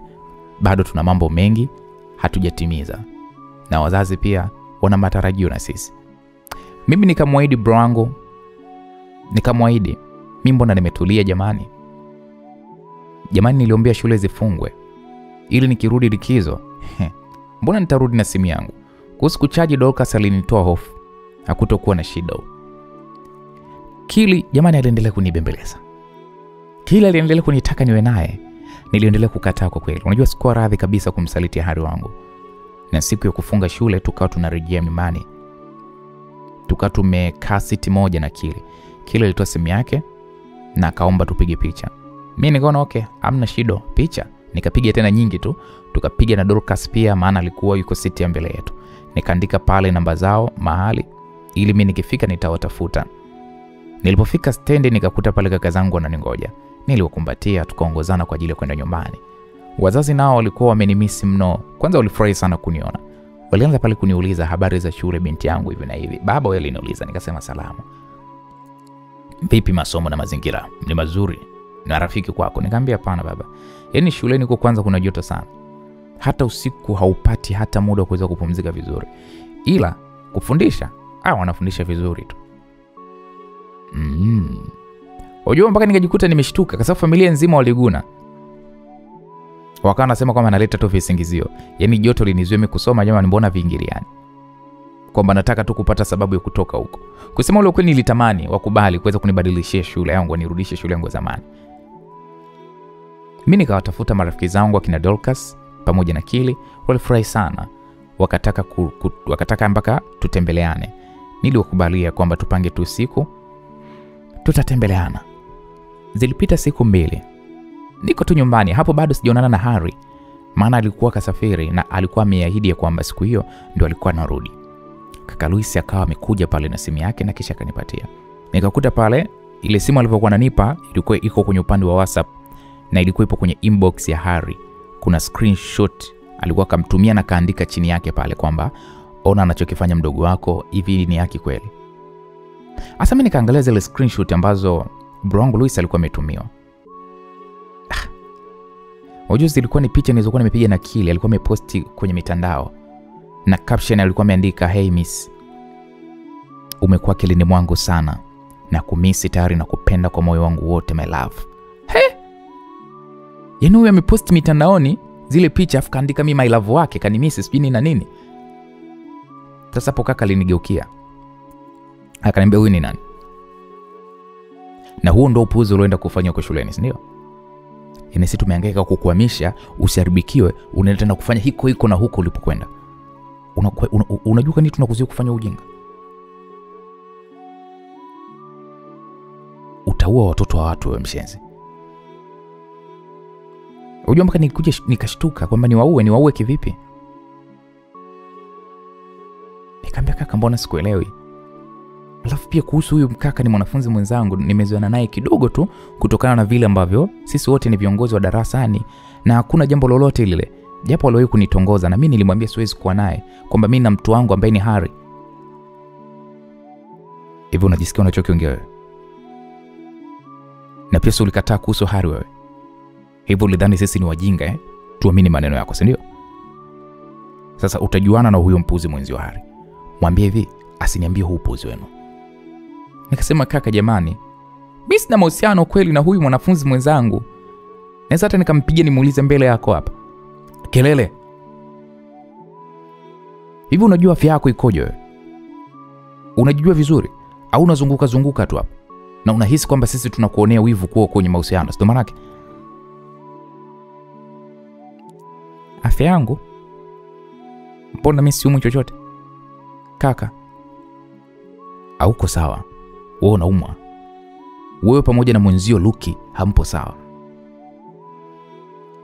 Mbona sikuelewi kaka, tuna tatizo gani? Mbona msije kuumwa nisijue kwamba siumwi? Unasema naumwa ni kivipi bro? Hapo kaka kunijibu chochote akaondoka. Mimi nilimuita lakini hakuniitikia. Aliniacha niko njia panda. Nilimtafuta kwanza akili. Nikamwomba fute ile posti zake zote kwenye mitandao. Ina tatizo gani? Nikamwambia bwana futa tu. Wewe vipi? Muda nikakuta message ya Harry. Alikuwa ameniambia anataka kuonana na mimi haraka iwezekanavyo. Yaani siku hiyo isipite bila hata kuonana na mimi. Na alikuwa ameonekana amekasirika kweli kweli kutokana na majibu yake aliyokuwa ananijibu. Nikajua tu huyu amekasirika. Niliamua kumfuata mama na kumuuliza alichokisema kaka. Lakini mama kunijibu kitu zaidi tu ya kusema kwamba kwa sasa hana cha kuniambia, kuna mahali anawahi. Siku akipata muda ndo tutaongea na atanieleza kwa kirefu. Jamani nilizidi kuchanganyikiwa. Nilienda kumgongea Luki chumbani kwake. Nikamwomba aweze kuniambia. Nikamwambia kwani sisi tunaumwa nini eti? Maana kaka kaniambia mimi na wewe tunaumwa. Mimi hata sijui wasemacho bwana. Nikamwambia Luki, usiwe hivyo, niambie basi. Wewe ni pacha mwenzangu. Basi sijui Lulu niseme nini sasa. Wakati wanaosema ni wengi, sio mimi tu niliyesema kwamba tunaumwa. Kwa hiyo na wewe umeamua kuweza kunificha, si ndio? Wakati sisi ni wamoja, jua hilo. Tumekaa tumboni pamoja, hatujai kutengana. Kwa sasa hivi ndio umeamua kuweza kunitenga. Hapo niliongea kwa hisia, unajua mpaka vimachozi vilianza kunitoka. Na ndipo pachangu akaniambia sio hivyo pacha. Tatizo unashindwa kusema. Nikamwambia kwa nini unashindwa kusema? Mbona kila mtu anakwepa kuniambia hiki? Luki alisogea pale akanikumbatia. Na kisha akanikalisha chini. Akaniambia Lulu, nashindwa kukuambia lakini sina budi kukuambia, huenda watu wote wameshindwa kuweza kukuambia. Mimi pia ndo nimejua hivi karibuni. Kitu gani? Sisi tulizaliwa na maambukizi ya virusi vya ukimwi. What? Look, mimi sipendi utani ujue. Yaani siku zote hizo tu tumeathirika. Afya zetu ziwe vizuri hivi. Kweli? Ni kweli Lulu. Wewe wajua ugonjwa huu unaweza kuishi nao na ukajiona uko sawa tu. Ndio maana wazazi walikuwa wanasita sana kutuambia kwa kipindi chote ikiwa kisubiri kwamba tujitambue. Lakini wameona kama tutafanya vitu vibaya pasipo sisi wenyewe kuweza kujua tuna hali gani. Nilihisi huyu Luke anaongea kweli ujue. Au ananitania. Maana anapendaga sana utani usiokuwa na kichwa wala miguu. Lakini hakuonesha kuwa ananitania. Akaniletea pale na majibu ya kipimo chake alichopima siku kadhaa baada ya kuambiwa kwamba anaumwa huo ugonjwa. Unajua nilihisi naloana nguo kwa jasho. Nilihisi kuchoka. Sasa naendaje kuishi mimi katika hali? Yaani hivi Hari atanitaka kweli? Hari akawa amepiga pale simu. Mungu wangu. Nilipokea lakini ilikuwa natetemeka. Akaniambia upo nje kwetu. Nilimo kutoka nilikuta yuko kwenye gari la mama yake. Akaniambia nipande, nilipanda, lakini hapo nilikuwa naogopa hata kumwangalia. Bado alikuwa ana hasira sana kutokana na ile issue ya Kili kuniposti mitandaoni. Maana unajua hata kunisalimia safari mpaka kwao.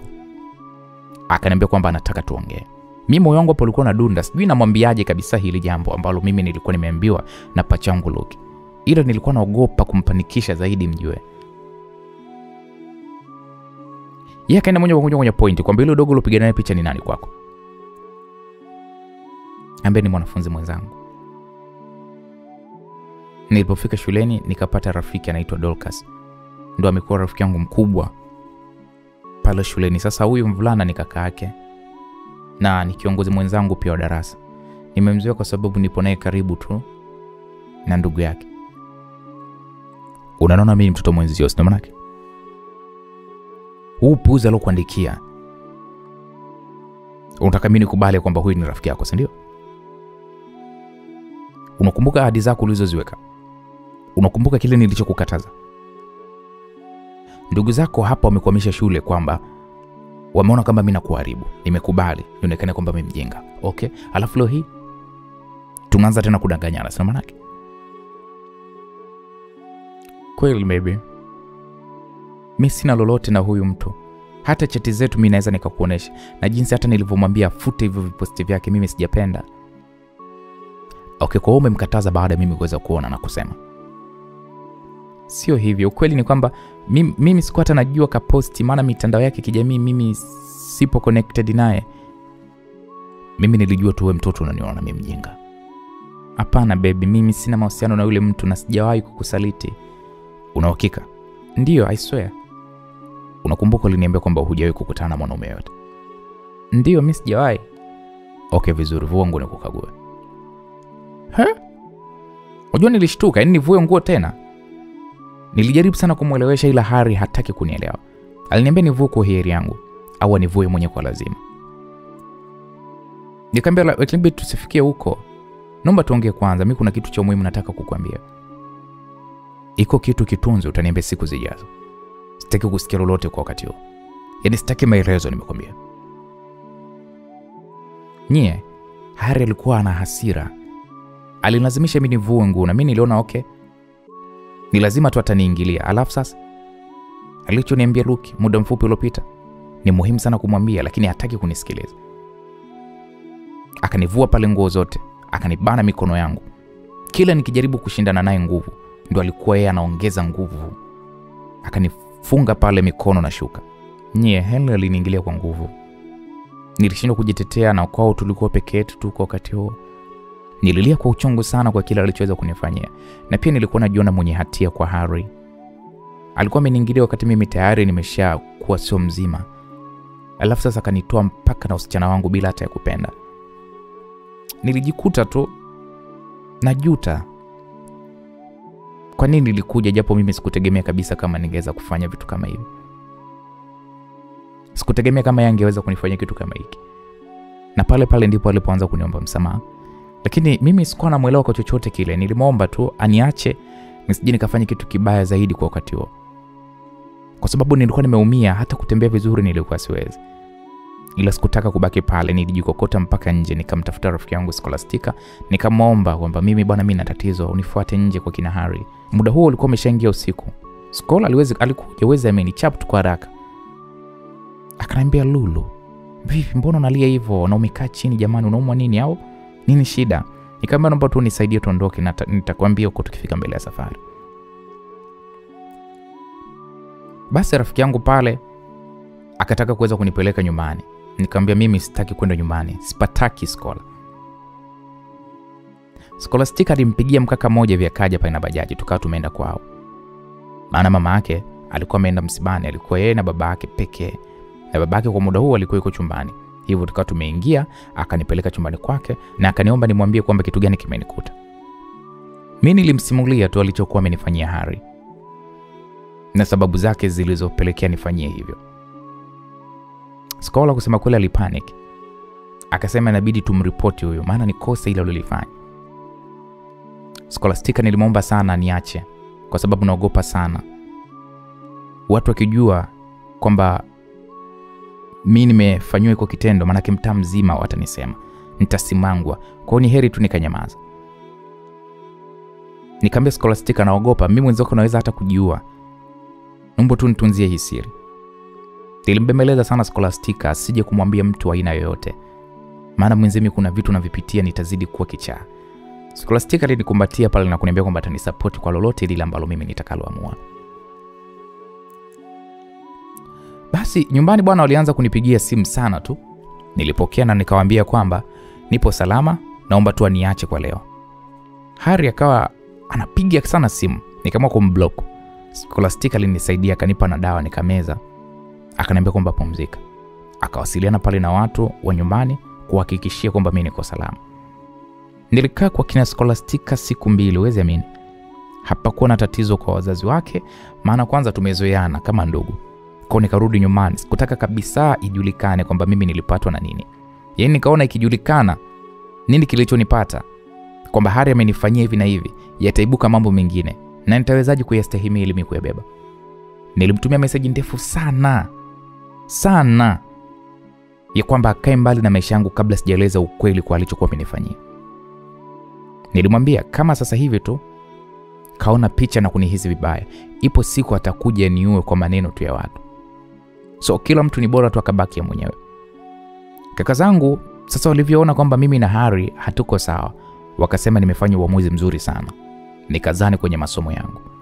Ila kusema ukweli niliogopa, unajua kwenda kupima. Sitaki taarifa mbaya kwenye maisha yangu. Bora tu niishi hivi nilivyokuwa naishi kabla sijaambiwa kwamba mimi naumwa. Kili na Dorcas nao pia niliwatia block. Sikutaka kuwasiliana na mtu aina yoyote. Kwanza yeye Kili ndo kasababisha mimi nibakwe. Sasa nimchekee wa kazi gani? Likizo nzima nilikuwa na shida ndani. Hata kula hamu mimi nilikuwa sina. Walikuwa na kazi ya kunibembeleza tu. Mpaka shule zinafunguliwa. Huwezi kuamini. Niliondoka nikarudi shuleni. Nilishampoteza Harry na kaka zangu pia nao washamkazia, hawataki nisogelee. Nilipofika shuleni Dorcas aliniona. Yeye alikuwa amenitangulia kufika. Alinikimbilia na kunihug. Akaniuliza nilikuwa na tatizo gani, kwa mbona nimepoteza kabisa nuru kwenye uso wangu.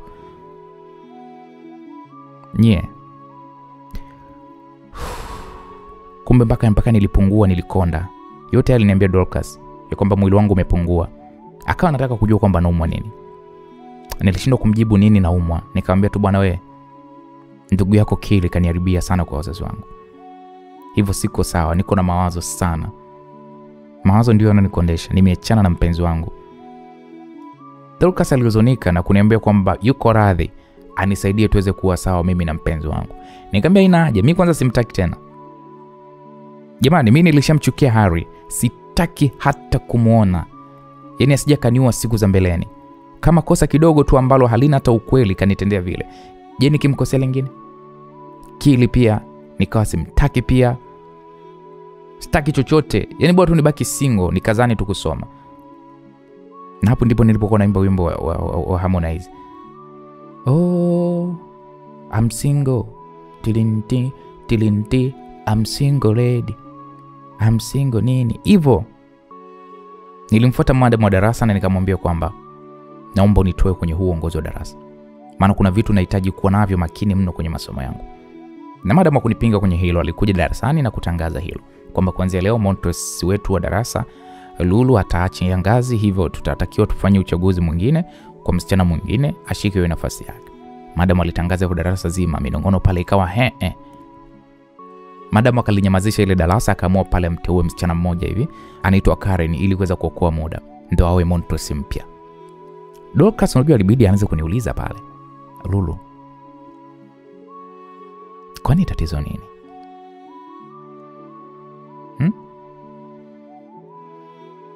Mpaka umejiondoa kuwa Montress, shida nini? Nikamwambia mna, nimeamua tu, nahitaji muda mwingi wa kusoma zaidi.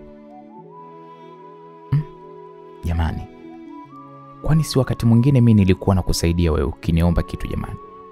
Mbona kulikuwa mna shida yoyote? Alafu ulipendeza na ulikuwa unaongoza vizuri tu kwa Montress. Ai, ila Dori jamani, mimi nimeamua tu. Ndo hata kuniambia kwamba unataka kuacha? Nikwambie ili unikataze ama?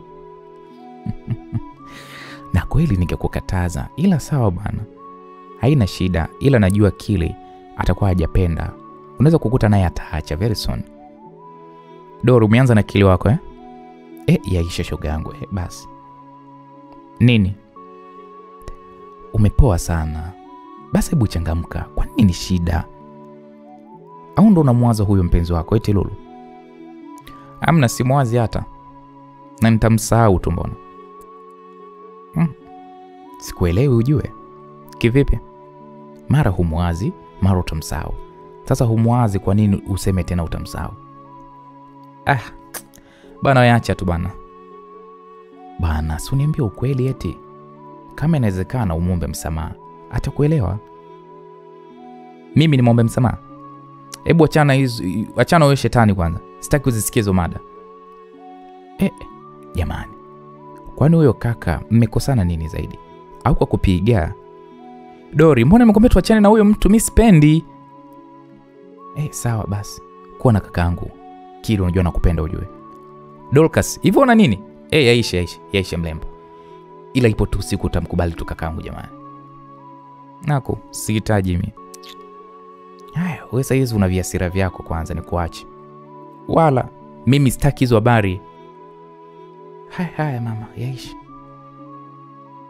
Sasa break time tulikuwa tumekaa na Dorcas tunakula. Kili pale akaja.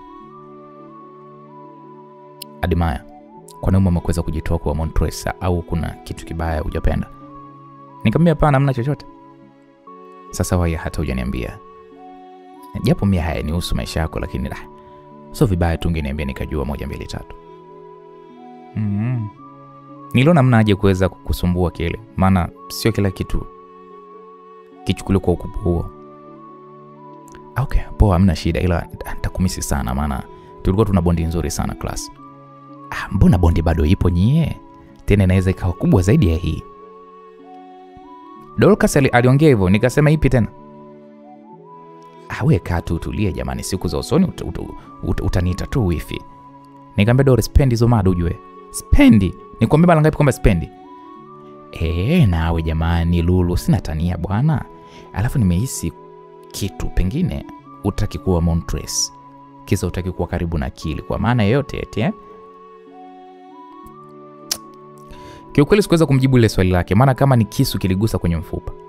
Ni kweli kabisa sikutaka kuwa karibu kabisa na Kili kiurafiki. Wala kimapenzi, wala yani kuwa kiongozi mwenzetu, yani kuwa sitaki kwa chochote. Ningekuwa ni amri yangu ningehama tena darasa. Nilinyanyuka pale nikawaacha Kili na Dorcas, mimi nikarudi zangu darasani. Mara Dorcas akaja. Kwani ni kweli umeacha uongozi wa darasa kwa sababu ya Kili? Nikamwambia Doli, naomba nipumzishe basi. Na kuheshimu. Huyo Kili amekuwa ni nani hasa? Kila muda Kili. Umekuwa mlima Kilimanjaro au? Basi okay, nimeacha uongozi kwa sababu yake, labda sitaki mazoea naye haya, sitaki ukaribu naye. Alafu huu ni mwaka mwingine nahitaji kusoma, nijiandae na mtihani. So please guys, naombeni mniache na maisha yangu. Mwambie wewe Kili wako kae mbali na maisha yangu. Na wewe ukiona pia uwezi kuwa rafiki yangu bila kuniletea hizo habari zako za Kili, you can go.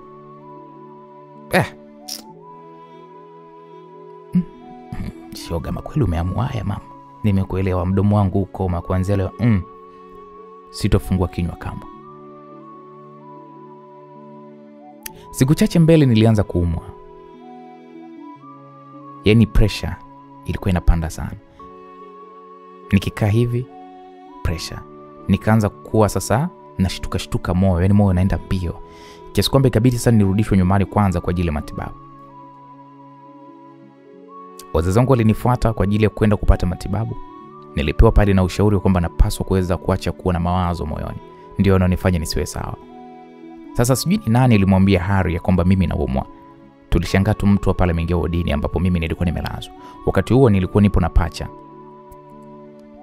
Macho alikutana na sura ya Harry alivyokuwa anaingia. Ni handsome. Harry ni handsome nye. Sina kumfananisha naye. Akatusalimia pale. Mimi sikujibu salamu yake. Nilibaki na mshangaa tu kama ni huyu ninayemuona au macho yangu yanadanganya. Akavuta kiti pale na kisha akakaa mwenyewe. Huenda alikuwa anasubiri ukaribisho. Ukaribisho kutoka kwa watu ambao kusema ukweli ukaribisho ulichelewa. Hivyo akaamua tu ajiongeze mwenyewe kama kukaa. Akanisalimia pale mambo. Anatabasamu. Nikamwambia ukepoa. Za siku. Nikamwambia unataka nini wewe? Nini unachokitaka? Hujanijibu swali langu bwana. Sio la umuhimu, ndio maana sijalijibu. Mimi nilikuja nikuone tu nimepata taarifa ya kwamba unaumwa. Okay. Unaweza kwenda sasa. Ndio unaweza kuondoka. Lakini ondoka Harry. Toka. Sawa basi naomba pacha yako atupishe, nataka kuongea nawe kidogo. Samani lakini okay. Dakika 2 tu unipishe na sister yako. Nisikilize wewe, sitaki kuongea chochote nawe Harry. Sijui unanielewa? Mimi niligoma kabisa, lakini cha ajabu Luki alimkubalia eti akatoka nje. Nilianza kuhisi kama siku yangu imeharibika kabisa yani. Lulu. Pole na kuumwa. Lulu, mbona uko hivyo lakini? Nipoje? Umenuna, sijui umekasirika. Kuna mtu kakuboa mama? Sina muda kukujibu maswali yako. Okay, nisaidie basi namba yako baadaye nikutafute. Kama umebadili namba au kama ni ile zamani, naomba basi unitoe block. Ili weje? Tuna vingi vya kuongea. Na pia nimekumisi, nahitaji kuweza kuweka mambo yetu yakae sawa. Mambo yetu? Wewe na nani? Utakuwa cheese wewe. Unimisi mimi kwa misingi gani? Mara ya mwisho mimi nilikuomba ukae mbali na mimi. Unakumbuka? Yaani nilikuwa namwambia haya yote Harry, lakini roho ilikuwa inaniuma mimi eti nimeamua kuachana na Harry. Yaani nilikuwa najiforce tu, ila moyo ulikuwa hautaki. Nikakumbuka kilichonifanyia na kilichopo kwenye maisha yangu, nashindwa kabisa nifanye nini. Kwa amekuja tena karibu yangu ili niendelee kuumia au na wakati nampenda sana, yani siwezi kujikontrol kumuona na kumpoteza. Nitafanya nini mimi? Kiukweli Harry ni mwanaume niliyetokea kumpenda sana. Mwenye kila sifa. Aliuteka moyo wangu kiasi kwamba nilihisi yeye ndo atakayekuja kuwa mwanaume wa maisha yangu. Ila mipango sio matumizi. Kwani hujamisi sauti yangu eti baby? Who your baby? Who is your baby? Nimechoka, naomba tu uende. Mimi nimemisi tu kuongea na wewe. Baada leo kuniona, si ndio? Ndio mimi sikuongea na mimi. Hebu acha hizo propaganda zako. Sasa nisikilize. Sihitaji kusikia lolote ile kutoka kwako. Naomba uende. Au wataka nife na hii pressure? Sijikumisi tu leo, since then na kumisi kila siku. Inapendeza. Uwe na usiku mwema. Nenda sasa, sihitaji kuweza kuongea, nisije nikazidi kuumwa. Jamani, bado sijamaliza kuongea na wewe Lulu. Nini bwana? Hebu usiende. Au umekuja kwa ajili ya kunikasirisha tu basi, si ndio? Okay, sawa basi nitakuja kesho kukuona. Siete. Na pia nimekuletea zawadi. I know unapenda chocolate. Lulu, nahitaji sana kuongea na wewe. Najua ni kwa kiasi gani nimekukosea. kwa nilichokufanyia. Kiukweli sikujali utajisikiaje. Naomba nafasi ya kukuambia samahani. Najua utanielewa kwa sababu bado nakupenda zaidi ya mara ya kwanza. Hari, hebu nenda basi. Toka. Sawa, nakupenda.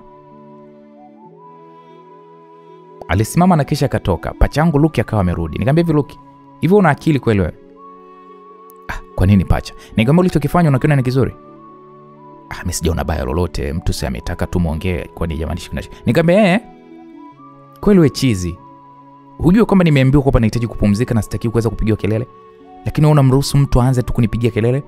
Hivyo ni akili au matope? Sister, mimi mbona sijafanya kosa? Alafu Hari ni mtu ambaye unampenda jamani. Nilihisi utapata furaha kumuona na pengine hiyo hali ya kuumwa utapata nafuu. Wewe kweli bure kabisa wewe. Nipate furaha kivipi na wakati nyie hamtaki kabisa niwe na Hari? Sio kwamba tutaki, ni wao ndo hawataki. Mimi mbona nipo upande wako sister. Ovyo. Sasa hata uwe upande wangu, sitaki tena ulichokifanya. Mimi na Hari tushaachana kama vile mlivyokuwa mnataka. Mligombana au sababu ndo hizi za kifamilia? Kulwe, hebu na mimi niache bana.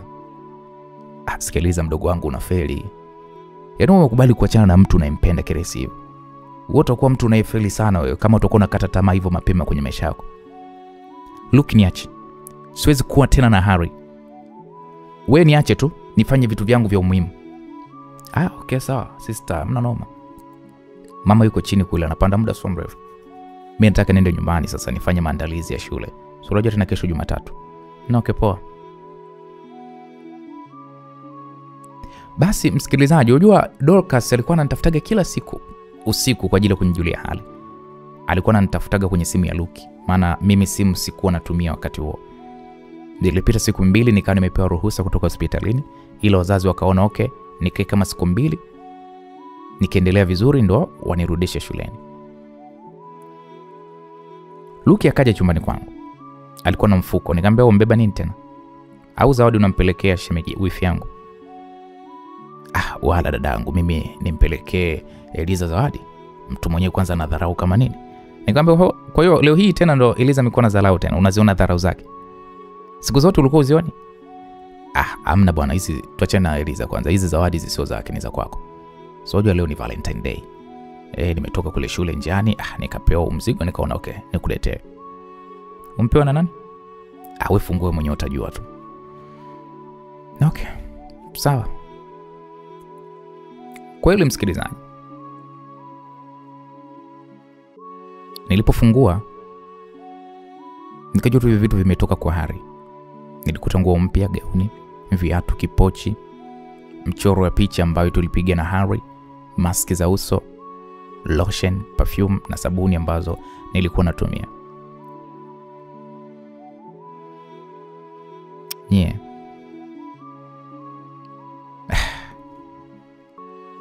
Nilikuta mpaka nguo za ndani, cheni ya silver, bracelet. Alafu kulikuwa kuna vitu vya kula chocolate, keki na wine. Unajua mpaka nikajiuliza kwani Hari ananitafuta nini mimi? Nikamwambia wewe kwa nini upokee hizo zawadi? Kwa nini upokee vitu vyake? Kwani mimi si mjumbe tu, kwani mjumbe anauawa sister? Alafu nisikilize sister, unajua wazazi hawa wana wasiwasi na ndio maana hawataki upuuzi. Ilo usiwe na shaka, mimi nitakuwa tu na kuelekeza. So unajua watoto wa kike nyinyi ni rahisi sana kuweza kuharibikiwa tofauti na si wanaume. Hivyo ukoje wewe? Nyinyi si ndio mmenitenganisha na Hari mara ya kwanza. Leo tena unapokea vitu vyake unaniletea. Sitaki uniletee habari zake. Alafu kiendelea hivi nitamwambia mama. Kuna umekosana naye nini? Kama hujakosana naye bora tu uwe naye mdogo wangu. Unaogopa kwamba hatutaka kuwa na wewe au? Kwani usimwambie kama una tatizo gani? Hujui hiko ndo kipimo kizuri cha kujua kama anamaanisha kweli anakupenda au hakupendi. Wewe Eliza wako umemwambia kama umeathirika? Umemwambia? Au wao mademu zako wengine hao unawaambia ukweli? Na kukukaa kimya sidhani kama una cha kuniambia tena. Kwa niache na maamuzi yangu. Kwanza kesho naenda shule tu. Nimechoka hizo kerezo hapa nyumbani. Na mazawadi yako hayarudishwi ulikoyatoa. Asikiliza bwana, mimi sifanyi ujinga mimi. Nyanyuka mwenyewe mpelekee. Ile vyakula vinipe mimi. Niviingiza tumboni. Haya mengine ya bebe mpelekeo mwenyewe. Nyie, unajua pachangu alichukua vitu vya kula tu vile. Nilisha tu kumwangalia tu na vile alikuaga na njaa. Alivila na vingine akaondoka navyo chumbani kwake. Nilitamani nimtumie SMS Harry kumkanya sinifuate kwenye maisha yangu staki. Ila simu yangu alikuwa nayo mama. Na nikasita kuchukua simu ya Luki maana sasa hivi ndio yuko upande wa Harry. Yaani nililala pale na fundo langu moyoni. Basi nilipojisikia vizuri nikarudi shuleni. Dorcas alifurahi sana kuweza kuniona, akaanza kunipa pale taarifa za kili ya kwamba amepoza sana baada ya mimi kuwa naumwa. Nyie mjue kwamba Dorcas alikuwa ananikera. Nikienda nyumbani napewa taarifa za Harry. Huku nikirudi shuleni kili. Nikasema hapa nipumzike wiki tu, nijifanye naumwa tena. Niwaambie tu wazazi, wanihamishe wanirudishe shule karibu na nyumbani nisome today. Haya mambo haya mimi siyataki kabisa ise. Basi Dorcas akaniletea pale barua. Ilikuwa imetoka kwa Kili. Ndio nikaifungua sasa hiyo barua niisome. Bado unataka kujua hiyo barua iliandikwa nini? Nikusihi sana usikose sehemu ya pili, itakuwa ndo sehemu ya mwisho. Mzigo mtamu kweli wa kuitwa Miss Lulu. Mzigo umetayarishwa na kuandaliwa na Kiti Fefe. Mimi naitwa Uncle J. Asante sana kwa time yako. Bwana, tukutane kwenye sehemu ya pili, itakuwa ndo sehemu ya mwisho ambayo naileta sasa hivi punde. Yaani leo mzigo nauleta.